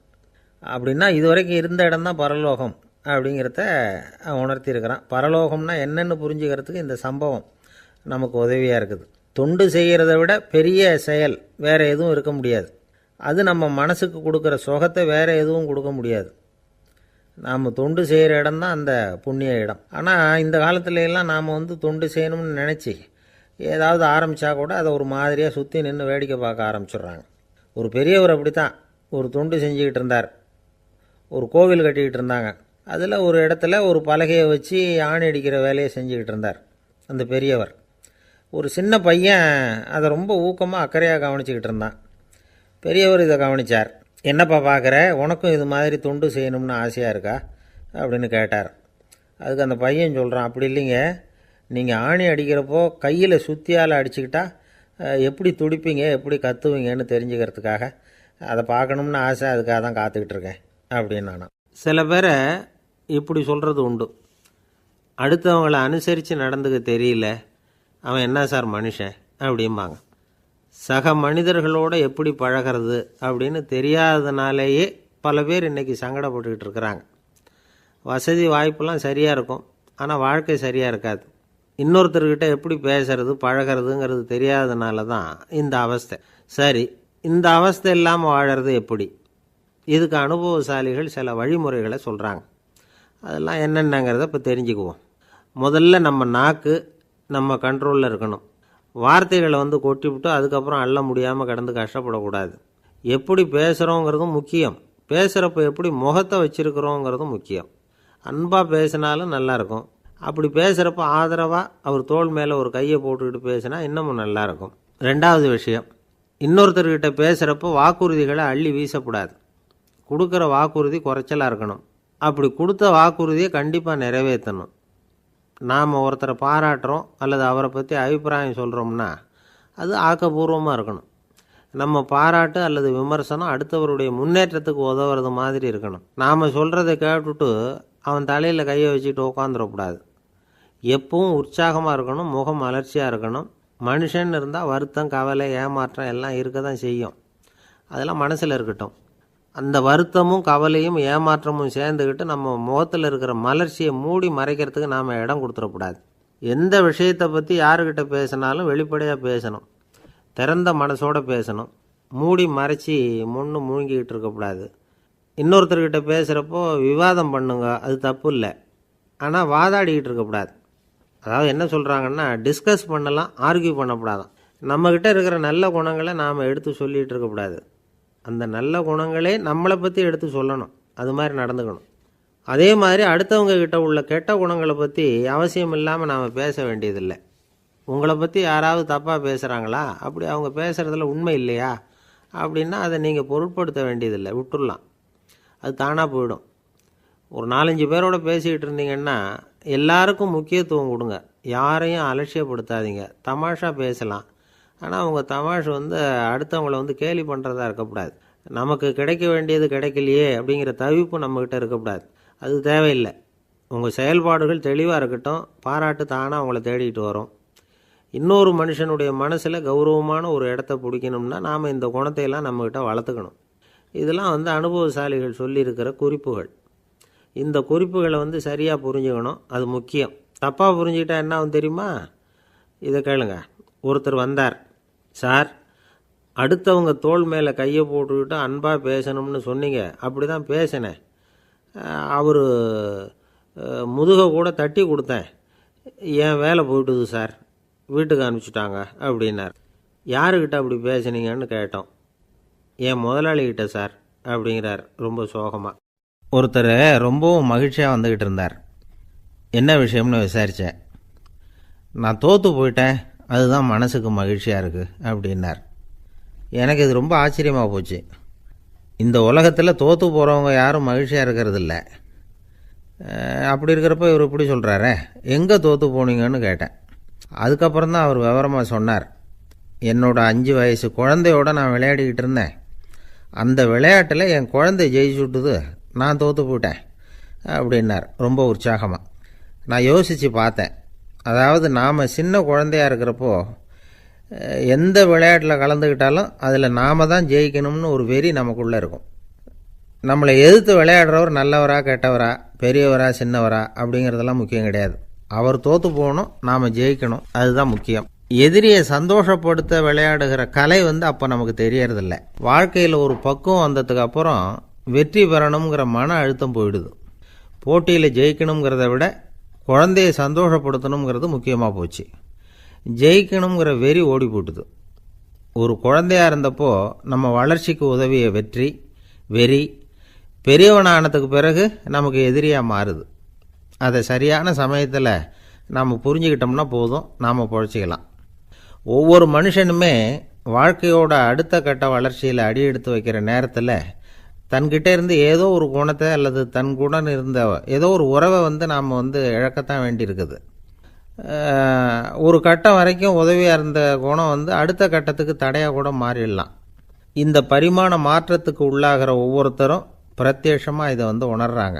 ஆனால் பல பேர் எப்படின்னா பழசை திறந்துவிட்டு புதிய கொள்கைகளை உருவாக்கிக்கிறதுக்கு இஷ்டம் இல்லாமல் இருந்துவிடுறாங்க, அல்லது அப்படி செய்ய முடியாமல் தவிக்கிறாங்க.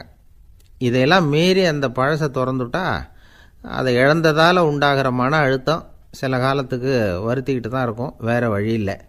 ஆரோக்கியமான ஒரு முன்னேற்றத்துக்காக அந்த மன அழுத்தத்தை தாங்கிக்கத்தான் வேணும் அப்படிங்கிறாரு அந்த உலக புகழ்பெற்ற மேதை ஒருத்தர், இந்த ஸ்காட் பெக் அப்படிங்கிறவர்.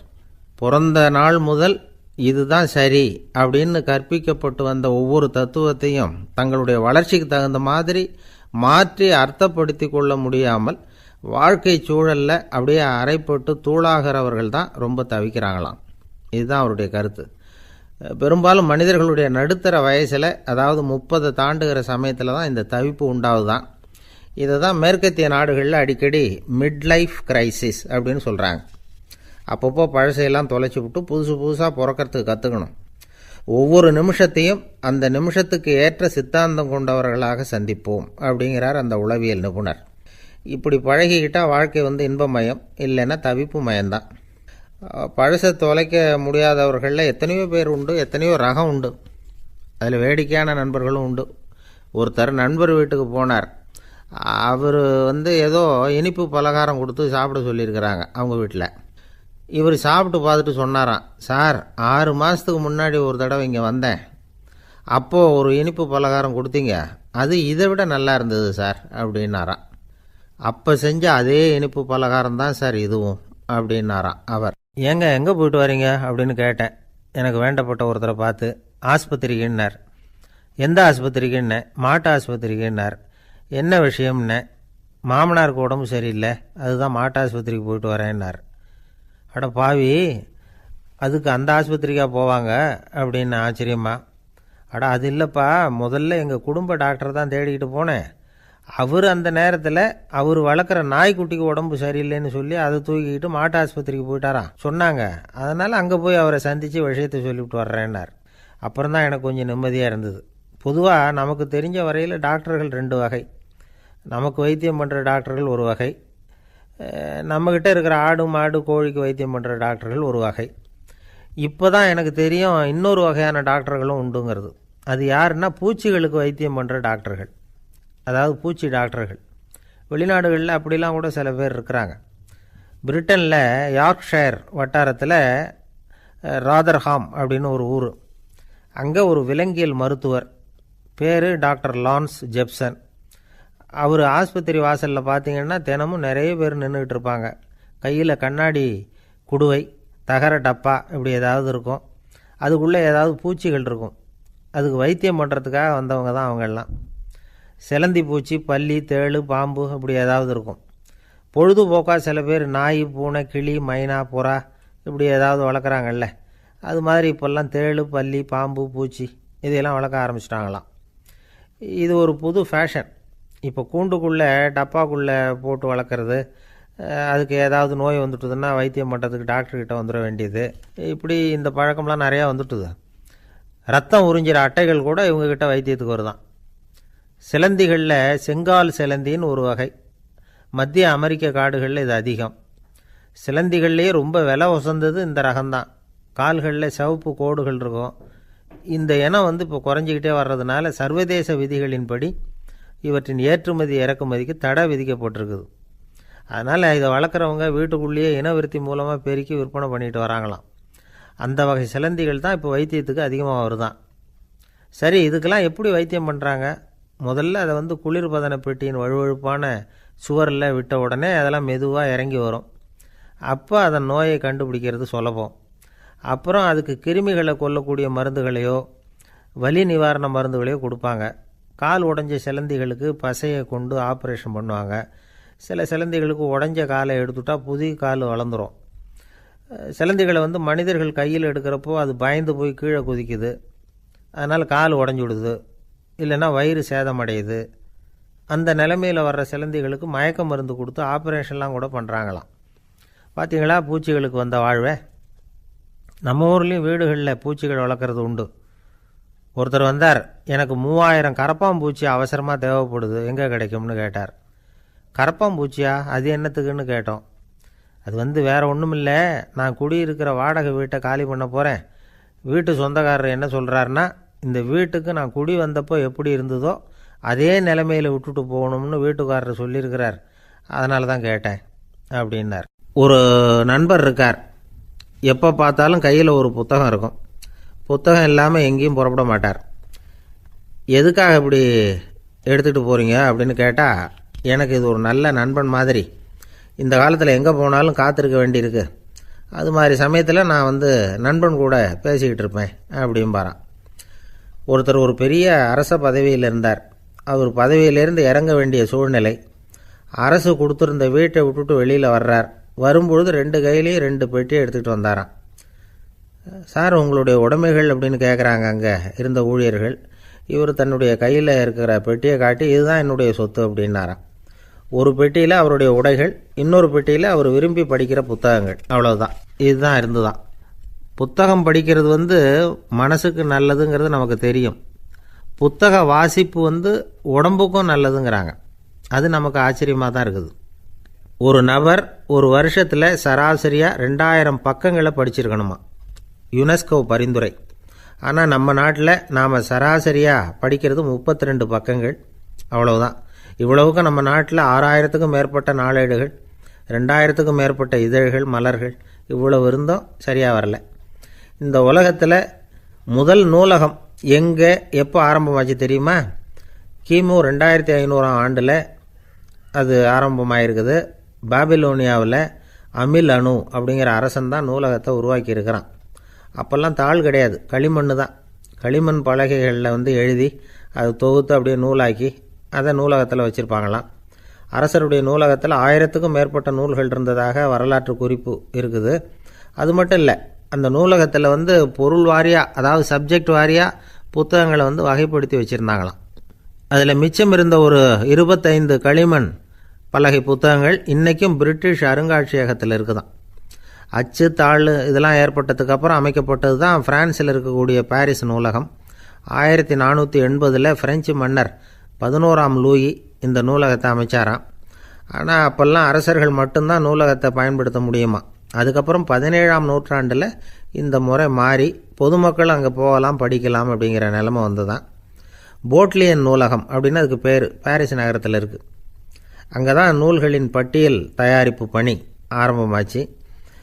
கல்வி வளர்ச்சியையும் நூலகத்தையும் இணைச்சவர் நெப்போலியன் போனபார்ட். முன்பணம் செலுத்தி புத்தகத்தை படிக்கிற முறையையும் அவர் தான் கொண்டுகிட்டு வந்தாராம். மக்கள்கிட்ட வசூலிக்கிற வரியின் ஒரு பகுதியை நூலகத்துக்கு பயன்படுத்தினவரும் அவர் தானா. நெப்போலியன் நூலகத்தில் உலகத்தில் உள்ள எல்லா மொழி நூல்களும் இருக்குதான். அங்கே ஒரு தமிழ் நூலும் இருந்திருக்குது. அது என்னென்னா கம்பராமாயணம். சோவியத் யூனியனுக்கு படையெடுத்து போனப்போ அங்கேருந்து லட்சக்கணக்கான புத்தகங்களை இந்த பனிச்சறுக்கு வாகனங்கள் இருக்குல்ல, அதில் கொண்டுகிட்டு வந்ததாக வரலாறு. அடுத்தபடியாக குறிப்பிட்டு சொல்லத்தக்க நூலகம் எதுன்னா பிரிட்டிஷ் நூலகம். மிக பழைய கையெழுத்து பிரதியெல்லாம் கூட அங்கே இருக்குது. 1753 ஆரம்பமாச்சு. அதில் உள்ள நூல்களை வரிசையாக அடுக்கினா 180 கிலோமீட்டர் நீளத்துக்கு வருமா. மிகப்பெரிய நூலகம் அமெரிக்க தலைநகர் வாஷிங்டனில் இருக்குதான். இந்தியாவை பொறுத்த வரைக்கும் பெரிய பழைய நூலகம் எதுன்னா கல்கத்தா நூலகம். எல்லா இந்திய மொழி நூல்களும் இங்கே உண்டு. மகாகவி பாரதியார் நடத்தின இந்தியாங்கிற இதழின் எல்லா பிரதிகளும் அங்கே பாதுகாப்பாக இருக்குது. படிக்கும் பழக்கம் இங்கே வளர வேண்டியிருக்குது. ஒருத்தர்கிட்ட ஒரு புஸ்தகத்தை கொடுத்து விமர்சனம் எழுத சொல்லியிருந்தாங்க. கொஞ்ச நாள் கழித்து அவரை போய் பார்த்து, என்னங்க புஸ்தகத்தை படித்து பார்த்தீங்களா அப்படின்னு கேட்டாங்களாம். இதுக்கு அவர் சொல்லியிருக்கிறார், இன்னும் நான் படித்து பார்க்கலிங்க, இப்போ தானே விமர்சனமே எழுதி முடிச்சிருக்கிறேன், இனிமே தான் படிக்கணும் அப்படின்னாராம். ஒரு தந்தை தன்னோட பிள்ளைய ரொம்ப தைரியசாலியாக வளர்க்கணும்னு ஆசைப்பட்டார். அதுக்காக அவனை கூப்பிட்டு உட்கார வச்சு இப்படி உபதேசம் பண்ணார். இதை பாருப்பா, நான் உன்னாட்டம் இருக்கிறப்போலாம் எதுக்கும் பயப்பட மாட்டேன், ரொம்ப துணிச்சலாக இருப்பேன். ஒரு நாள் ஒரு அப்பாவி எலிய ஒரு பூனை துரத்திட்டு ஓடிச்சு. நான் உடனே என்ன செஞ்சேன் தெரியுமா? அந்த பூனையை பிடிச்சேன், அது வாலில் ஒரு பட்டாசு சரத்தை கட்டினேன், கொளுத்தி விட்டேன், படபடன்னு வெடிக்க ஆரம்பிச்சுட்டுது. அது துள்ளிக்கிட்டு அங்கேயும் இங்கேயும் ஓடி இருக்கு பாரு ஓட்டம், ரொம்ப தமாஷு அப்படின்னார் அப்பா. இப்படி சொல்லிவிட்டு பையனை பார்த்து, இதை கேட்குறதுக்கு உனக்கும் துணிச்சல் வருதா, நான் என்னுடைய செயலை நீ கேட்குறப்போ உனக்கு துணிச்சல் வருதா அப்படின்னு கேட்டார். வருதுன்னா பையன். எப்படின்னா அப்படிங்கிற விவரத்தையும் சொன்னான் அவன். அதாவது எலியை விரட்டினத்துக்காக பூனை வாலில் பட்டாசு கொளுத்துனீங்க நீங்கள், பூனையை விரட்டினத்துக்காக உங்கள் கழுத்தில் பட்டாசு சரத்தை மாட்டினா என்னென்னு தோணுது எனக்கு அப்படின்னா பையன். பையனோட துணிச்சல் அப்பாவே நடுங்க வச்சுட்டுது. அது சரி, ஒரு அப்பா பிள்ளைக்கு இப்படியா உபதேசம் பண்ணுறது? எல்லாருக்கிட்டையும் அன்பாக பழகிறது எப்படி அப்படின்னு சொல்லி கொடுக்கணும். பிஞ்சு உள்ளங்களில் நஞ்சை தூவலாமா? ஒரு நாள் விநாயகர் ஒரு பூனையோடு விளையாடிக்கிட்டு இருந்தாராம். அப்படி ஆசையாக விளையாடிக்கிட்டு இருந்தப்போ அவரோட கை நகம் தவறுதெல்லாம் பூனையோட முகத்தில் பட்டுட்டு தான். அது ஒரு சின்ன கீரெல்லாம் உண்டாகி விட்டுது. அப்பா அவர் அதை ஒரு பெருசாக நினைக்கல. கொஞ்ச நேரத்துக்கு அப்புறம் விநாயகர் வீட்டுக்கு வந்தார். அவங்க அம்மா பார்வதி தேவியை பார்த்தார். பார்வதி தேவி கன்னத்தில் விரலால் கீறினது மாதிரி ஒரு அடையாளம் இருந்தது. விநாயகருக்கு அதிர்ச்சி, ஆச்சரியம். நம்ம அம்மா இந்த உலகத்துக்கே தாயார், அப்பேற்பட்ட அவங்க முகத்திலேயே கீறலை உண்டாக்கக்கூடியவங்க யாராக இருக்க முடியும் அப்படின்னு யோசனை பண்ணார். தாயே, உன்னுடைய கன்னத்தில் இந்த வடு எப்படிம்மா ஏற்பட்டதுன்னு கேட்டார்.